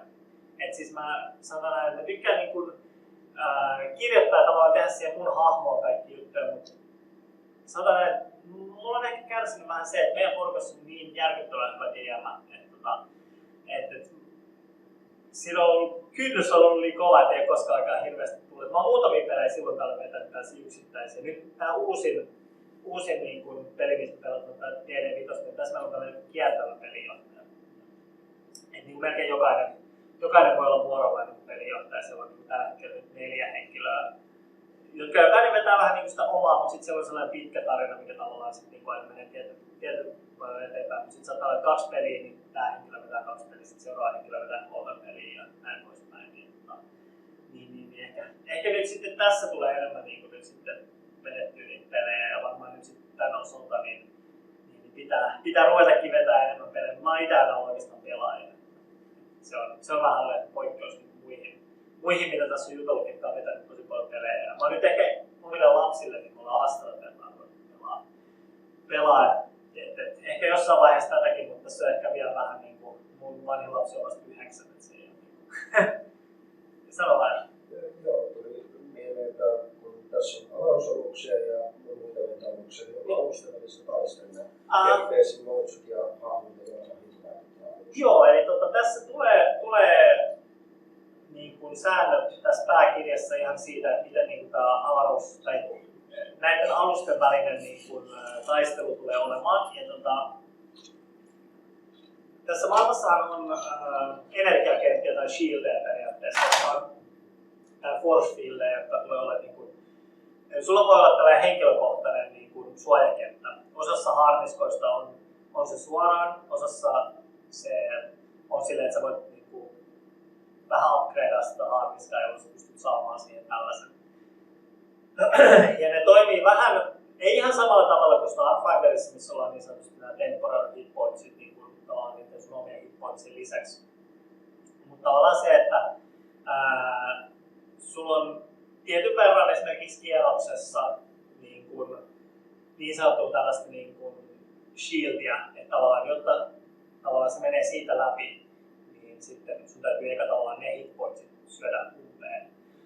Avaruusalusten välisessä taistelussa, niin avaruusaluksilla on tietyn verran, niin totta kai varsinkin isolla avaruusaluksilla, niin niillä on aika isot shieldit. Mutta me ollaan ajateltu se niin, että tavallaan ne hitpointsit tavallaan jakautuu tavallaan sen koko aluksen ympärille. Mutta sanotaan näin, että jos sulla on kannella vaikka joku uhka ja sä haluat ampua suoraan sitä, sen shieldin läpi, niin silloin sä joudut tavallaan niin ampua sen shieldin läpi ja silloin se voi olla, että se sun kova fireballikin niin saattaa niin kuin, tavallaan jäädä siihen kilpeen kiinni. Mutta se, että jos sä haluat vahingoittaa sitä itse alusta, niin tavallaan se on mahdollista, että tavallaan kun sä vedät siihen suojakenttään, niin siihen tavallaan sen suojakenttään kokonaisuudessaan tulee kuitenkin niin paljon vaurioa, että osa siitä menee läpi, mutta se luultavasti se, mistä se menee läpi, niin se on aika pieni todennäköisyys, että se menee just siitä kohtaa, missä se ukko on. Se voi olla, että se osuu johonkin toiseen henkilöön, joka on sen suojakentän toisella puolella. Mutta tavallaan mutta siihen tulee säännöt tavallaan tossa. Ja me ollaan nyt pienempiä aluksia osalta, mitä pelkästään ilmakehässä mennään. Joo, eli tuossa on oikeastaan kahden tyyppisiä aluksia, eli on skyshippeja, jotka matkustaa ilmassa, ja niissä on ihan samalla suojakenttiä. Osa skyshipeistä tai näistä ilma-aluksista, niin ne on sellaisia, että ne pystyy matkustaa sinne kuihin asti. Eli niissä on tavallaan tällainen. Sitten on isommat avaruusalukset, jotka on niin sanotusti void ship, joilla pystyy matkustamaan niin kuin toisille planeetoille ja niin vähän kauemmas. Niin, tällä hetkellä niin tuossa pääaluksessa niin ei ole tuotu yhtään sellaista. Meillä on statit kyllä niille. Ja luultavasti tullaan tekemään niiden avaruustaistelut hyvin samalla mekaniikalla. Nyt mekaniikkaa niin se mun jenkkiläinen julkaisija on 2 viimeisessä konissa, tuossa Kärikonissa ja sitten, mä en muista sen toisen konin nimeä, niin silloin oli 2 peliä kummassakin, missä se veti niin tai niin ilmataistelut näillä säännöillä. Ja porukka tykkäsi tosi paljon. Niitä on kyllä peritäistetty silleen, ne on porukka on tykännyt siitä systeemistä ja se on vähän erilainen kuin muissa peleissä ja se on tavallaan tähän peliin on oikeastaan rakennettu, niin se on ollut ihan hyvä. Ja sitten oikeastaan siinä vaiheessa, kun lähdettiin Kickstarterin tekemään kysymyksiäkin siitä, niin haluttiin, että ne on tuossa pääkirjassa ne perussäännöt. Joo. Mä voisin kysyä, että miten paljon valmistaa pohjaa vaikka kampanjan luonnille, juonellisesti tai jotain NPC:tä tai tällaista voi olla enemmän? No sanotaan näin, että tuossa tämän pääkirjan lopussa niin meillä on 1 kaupunki kuvattu, jossa on meillä on tarkoitus tehdä vähän tällainen niin Pathfinder-tyylinen 5 kirja tai 5 PDF tällainen niin adventure-seikkailu niin kuin juoni. Niin tavallaan siinä on niin sanotusti sen ensimmäinen prelude-teksti. Sen lisäksi niin me palkattiin tuosta Kickstarterista niin yksi jenkkiläinen novellin kirjoittaa sellaisen 11 000 sanaa pitkän novellin, jossa on tavallaan, joka toimii myös vähän esitarinana tähän niin kuin seikkailuun. Ja et siinä tavallaan saa vähän sitä, mutta tuossa on myös 1 kappale kokonaan Alessian historialle, missä on sanotaan näin, että siinä on ehkä sivun verran jokaisesta ajasta ja niitä aikoja tällä hetkellä on 6 kappaletta. Niin jokaisesta ajasta vähän historiatekstiä. Sitten sen jälkeen on maailmankuvaus, missä on jokaisesta Alessian paikasta pikkasen tekstiä. Jokaisen rodun kohdalla on jokaisesta rodusta, sanotaan näin niin kuin, sanotaan näyttää tuossa, eli suunnilleen tällainen aukeava verran tekstiä jokaisesta rodusta, missä on vähän sen rodun omaa juttua, sitten totta kai statit. Ja suurin osa kaikista feedeistä ja tällaisista extra jutuista, vaikka ne liittyisi tähän rotuun, niin ne on sitten muualla. Eli tässä on puhtaasti enemmän sitä niinku lore-tekstiä tavallaan, sit, mitä on tässä niinku rodun kohdalla sitten. Ja vähän sama juttu niinku klasseissa. Eli klassit on sitten taas aika pitkä siinä mielessä, kun on uusi klassi, niin se täytyy niinku 20 levelille asti sitten taas olla kaikki noin niinku omat niinku erikoiskyvyt ja muut vastaavat. Ja me tehtiin jokaiselle jokaiselle klassille me tehtiin 3 eri niin kuin, polkua niin sanotusti, mikä pystyy DD:n vitosedikassa on yleensä 3. tasolla tehdään se valinta, että mihin sä menet. Tässä ei ihan 3. tasolla aina pakosti tule sitä valintaa, se saattaa olla 4. tasolla tai 5. tasolla, vähän riippuen klassista. Eli siinäkin pikkasen poiketaan siitä perus DD-jutusta.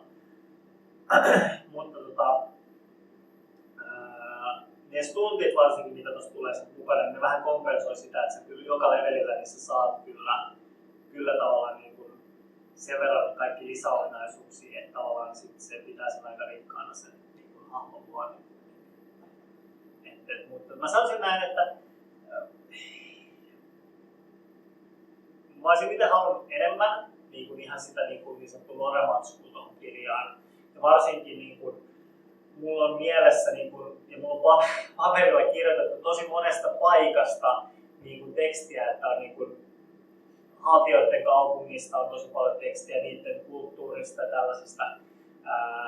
Mutta sitten kun meillä on pakko tähän ekan kirjaan saada niin sanotusti ne säännöt, millä pystyy pelaamaan tuota maailmaa, niin ne vei yllättävän paljon. Melkein puolet tuosta kirjasta on niitä rotuja, mikä niin kuin, mun kustantaja välillä on vähän silleen, että eikö sä tästä puolet tästä kirjasta pelkkiä rotuja.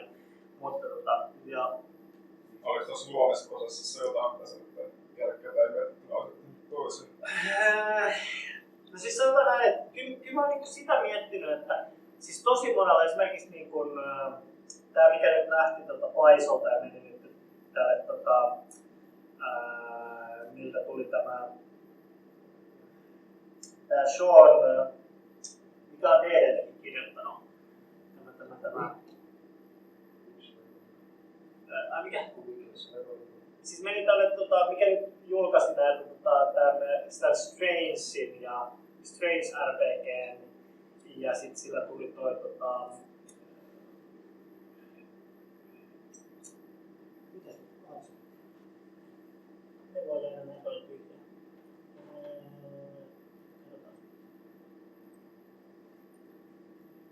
Sean K. Reynolds. Niin sen kanssa, joka oli niin Wizardillakin ollut aikaisemmin, niin oli sitten kolmosedikan yksi pääsuunnittelija ollut. Ja sitten se meni sen jälkeen Paisolle ja nyt se on tuolla game designilla tuolla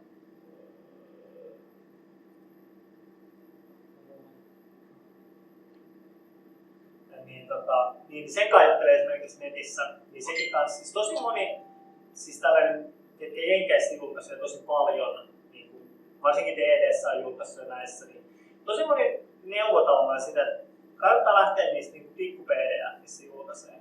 Ja yksi iso syy siihen on nimenomaan se, että varsinkin jos on uusi aloitteleva julkaisija, niin sitten jos sä pistät sen PDF myyntiin, se on vaikka hinta $2, niin sä pystyt saamaan sieltä sitä lisärahoitusta, ja sitten sä pystyt sillä ottaa lisäkuvitusta, niin sanotaan näin, että ehkä mun henkilökohtaisen mielenterveyden kannalta niin mun rahalliset huolet olisi ollut ehkä vähän helpompi, jos mä olisin lähtenyt tavallaan tällä linjalla, kun nyt sitten tavallaan niin kun, nyt kun meillä ei ole mitään ollut meidän myynnissä, lukuun ottamatta Kickstarteria, niin mä oon aika paljon omaa rahaa käyttänyt kuitenkin tähän projektiin. Mutta toisaalta mä en koskaan lähtenyt tähän niin sen rahan puolesta. Mä sanoin siinä vaiheessa, kun mä lähtin julkaisemaan, mä sanoin, että mä en lähde niin tähän, että mä en halua tästä niin rahaa, mä haluan tämän kirjan itselleni. Se oli se niin mun tavoite siinä, koska tässä on ne asiat, mitä mä haluan mun pelissä. Ja niin se on mulle sellainen niin haaveprojekti enemmän, että, niin että mä haluan tämän kirjan tällaisena itselleni ja mä näen, että mä haluan tähän tällaisia lisäopuksia. Totta kai mä ymmärrän, että niin julkaisijana hänellä on hyvin paljon sellainen, että hän haluaa myös tehdä rahaakin silleen tulla. Ja niin vaan siitä niin ehkä onnellinen, että tavallaan että löytyy joku tällainen, joka sitten osasi, koska mä oon huomannut tämän projektin aikana moni sellaisia juttuja, että mä en ikinä pystynyt niin julkaisemaan tätä niillä tiedoilla, mitä mä tiesin silloin niin 2016, että mä veikkaan, että mä varmaan vieläkin kirjoittelisin himassa niin paperilehtisiä niin asioita, koska oli paljon sellaisia juttuja, mitä mä en niin koskaan niin ollut ajatellut. Ja tosi moni asia on loppujen lopuksi aika paljon niin monimutkaisempi. Totta kai siis nykypäivänä on tosi helppo julkaista. Sä voit, niin kun sä olet vaan tunnukset drive-thruuhun, niin jos sulla on PDF, niin sä voit uploadaa sen sinne ja laittaa myyntiin. Mutta se, että niin kun, onko se sitten hirveän hyvän näköinen ja onko se niin kun, että tavallaan, että siinä on niin moni asiat sellaista, mitä mekin mietittiin tavallaan siltä pohjalta, että nyt rakennetaan tämä runko, että siellä on se runko kunnossa, että tavallaan sitten siinä vaiheessa, jos me jatketaan tai laajennetaan sitä jollain tavalla, niin sitten meidän ei tarvitse tavallaan koskea siihen niin kuin perusrunkoon, vaan me voidaan vaan laajentaa sitä.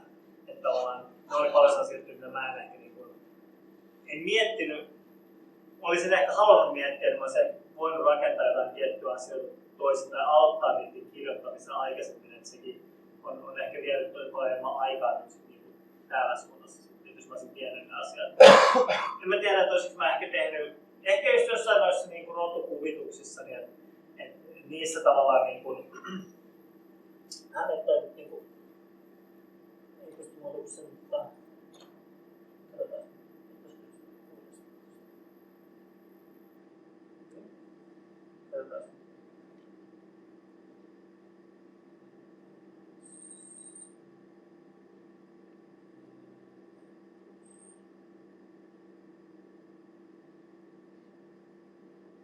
esimerkiksi tässä on yksi sellainen rotu, mikä aikaisemmin, niin nämä sarvet oli enemmän sellaiset mässin tyyliset niin pyöreät. Ja mulla on muutama kuvitus, missä esimerkiksi mun ihan ensimmäinen niin kun, tämän rodun edustaja, niin se oli sellainen mässin tyyliset niin kun, sarvet. Ja sitten jossain vaiheessa niin tämä mun artisti, sillä oli tällainen hiljainen hetki, että ei ollut just siinä kuukaudella niin varaa palkata sitä nyt ottaa seuraavaa kuvitusta, niin se sitten oli piirrellyt itsekseen, niin kun totta kai kun se oli paljon piirrellyt Alessiaan, niin sitten se piirsi vähän vapaa-aikanakin, että se teki muutamia tällaisia sketsejä. Ja sitten mä näin yhden sellaisen, ja sitten se oli siitä jostain syystä tehnyt tällaiset suorat sarjat, ja mä olin silleen, että ei vitsi, tämä näyttääkin tosi hyvältä. Vitsiksi sä tehdä ton niinku loppuun, ja sitten mä katsoin sitä lopputulosta, ja mä olin silleen, että ei vitsi, että tämä näyttääkin paljon paremmalta noin. Ja sitten sen jälkeen mä olin silleen, että tehdään jatkossa kaikki sitten tällä tyylillä. Siellä ehkä tuli joku 4 kappaletta niin piirustuksia, missä on se toistepäin. Me pikkasen kirjoitettiin sitä juonellisesti silleen tuohon maailmaan, että siellä on tuosta rodusta 2 niin subracea, jolla toisella me ei suoraan sanota, että niillä on erinäköiset, mutta me sanottiin, että niillä on hieman niin fyysisiä niin eroavaisuuksia ulkonäössä, jolla tavallaan niin kuin, me voidaan sitä tavallaan käyttää niin myös tuossa maailmassa kuvituksessa. Varmaan käytetäänkin, koska 2 niistä niin on tosi hyvää kuvitusta, mistä tykkään tosi paljon. Se, että ehkä noissa jotain, sanotaan näin, että meillä on tulossa tosiaan se 8-9 klassia, mitä tuohon tulee, mutta siinä ei ole, ihan jokaiselle ei ole vastakappaletta niin Player's Guideista. Esimerkiksi niin kuin, meillä oli tarkoitus tehdä druidille vähän niin vastaava niin tässä maailmassa shamaani. Eli druidille tällä hetkellä meillä ei ole mitään sellaista niin kuin, tavallaan vertaiskappaletta. Meillä oli yksi versio sellainen, missä tämä niin kuin arkanisti, mikä oli tämä wizard, niin sillä oli yksi näistä sen subclasseista oli tällainen, niin oli shamaani. Mutta mä olin sitten silleen, että ei, että mä mieluummin haluan siitä sitten ihan oman klassin. Me sitten luultavasti niin lisäopuksena julkaistaan. Meillä on Agile-versio tavallaan, mitä me siinä subclassissa tehtiin. Tavallaan siinä, että ehkä mä olisin ehkä halunnut, että jokaisesta klassista olisi ollut oma versio, mutta sitten myös kun jossain vaiheessa käännetään tää Starfinderille, niin nyt näidenkin klassin siirtäminen, niin siitä tulee viemään jonkun verran aikaa. Mutta sanotaan, että se oli ehkä sellainen, niin kun, jos miettii säännöistä, niin siinä oli ehkä sellainen, että mä olisin ehkä siinä halunnut, että jokaisella olisi ollut tavallaan se oma vastaava, koska nyt jos sä haluat pelata druidia, niin sulla ei ihan ole sellaista niin kuin, samaa vastaavaa niin tavallaan tästä maailmasta. Mutta me viitataan kuitenkin shamaneihin joissain lore-teksteissä. Et sinällään se on vähän silleen, että tavallaan se viitataan hahmoihin, johon nyt ei ole klassia. Et se on ehkä sellainen yksi pieni juttu. Mutta se on kuitenkin, että se on varmaan ensimmäisiä, mitä me tullaan sitten julkaiseen niin lisäopuksena. Starfinderiin liittyen tuli näistä klassista, niin mitäs niitä sitten vastaavasti? No kaikki roduthan on aika helppo kääntää, niin me ollaan niinku 50% itse asiassa me ollaan käännetty, että meillä on tekstit niinku niiden rotujen stateille. Klasseissa me luultavasti tullaan tekemään niin, että me ei katsota Starfinderin olemassa olevia klasseja ihan hirveästi, vaan tehdään vaan niin, että me tehdään tästä klassista niin kuin se DD:ssä nyt, tai niin kuin tuossa kirjassa on nyt se 5-edikka-versio, ja käännetään se vaan kuinka periaatteessa se klassi olisi Starfinderin säännöillä. Voi olla, että siellä saattaa, koska mä itse ainakin huomasin sen, että tietyissä klasseissa niin on vähän sama vastaava kuin esimerkiksi niin joissain Starfinderin klasseissa. Et sit pitää vähän katsoa, että meneekö ne kuinka päällekkäin, mutta tavallaan niin kun, se oli vähän sellainen, että kun me katsottiin silleen, että meillä oli tässä kaikki 5-edikan klassit, tässä oli kaikki Starfinderin klassit, niin sitten me vaan tehtiin se päätös, että mennään tuon 5-edikalla eka, tehdään siitä ne käännökset ja katsotaan sitten, että tehdään niistä käännös Starfinderiin. Jos siellä tulee jotain päällekkäisyyksiä, niin sitten sä voit käyttää kumpaa klassia sä haluat, mutta tavallaan niin kuin, nämä on ne niin sanotusti Alessia-versiot siitä niistä klasseista sitten. Että, sanotaan näin, että no se on ehkä tuohon liittyen vähän se, että vaikka mun itsellä hirveän niin tää oli se, että mä halusin, että joo, TD5 ja Starfinderille, niin ehkä jotain harmaita hiuksia olisi vähemmän, jos olisi vaan tehty se päätös tehdä vaan eka vitoselle ja sitten ehkä tehdään vuoden 2 päästä uusi Kickstarter, jossa niinku vedetään Starfinderille ne niinku tiettyjä asioita, mitä on joutunut harkitsemaan sen takia, että kun tämä kuitenkin tulee myös Starfinderille, niin jos olette selannut Starfinderin opusta, niin siinä on tosi paljon noita aseita ja kaikkia muita. Se on... Ja erilainen se asesysteemi. On joo. Täytyy sanoa, että ne on jaksanut vääntää kyllä Paisolla, kun ne on sitä kirjaa tehnyt. Siis aivan järkipaksuja. Varsinkin kun mullakin on se armoripuukki siihen mukana niin otettu lisäksi, niin siinä on niin paljon tavaraa siinä jutussa, että niinku, se määrä, mitä me tähän tehtiin, kaikkea skifikrääsää, niin se on hyvin pientä. Mutta mun intohimona olisi se, että mä teen sellaisen armorikirjan myös tähän maailmaan, missä on tosi paljon sellaisia niin Alessia-vehkeitä sitten. Joo. Jääkö sitten osa käytössä vitosykkästä niistä kokonaan käyttämättä, koska niillä ei ole klasseja, jotka osaisi käyttää niitä käytössä? Tällä klassilla on tämän klassin spellit käytössä vai?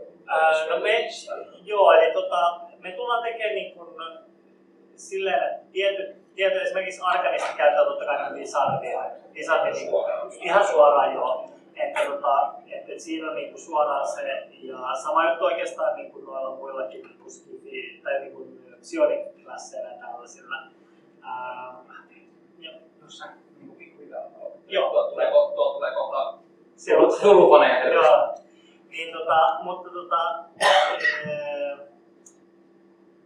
et siinä jo varmaan sanotaan näin, mä en usko, että mitään spellejä tulee varmaan olla sille, että ehkä ei tule käyttämättä. Et sanotaan näin, että tuossa on jonkun verran sellaisia kykyjä, millä sä pystyt niin kun, riippumatta siitä magian tavallaan lähteestä, niin sä pystyt tavallaan ottamaan sen spellin itsellesi, niin kun, että sä pystyt käyttämään sitä spelliä ja niin se olisi sun kyky. Että tavallaan niin kun, me ollaan pikkasen avattu tavallaan sitä, että sä valitset tavallaan sen lähteen, mistä se sun magia virtaa, ja sit sä pystyt ottaa sieltä jonkun spellin esimerkiksi itsellesi käyttöön. Et mä uskoisin näin, että jollain tavalla niin jokaista varmasti Players Guideista pystyy käyttämään, varmaan mitään ei tule silleen. Mutta saattaa totta kai olla jotain pientä, mutta veikkaan, että ainakin sitten kun ne lisäjutut tulee, niin sit kaikki varmasti tulee käyttöön. Jes,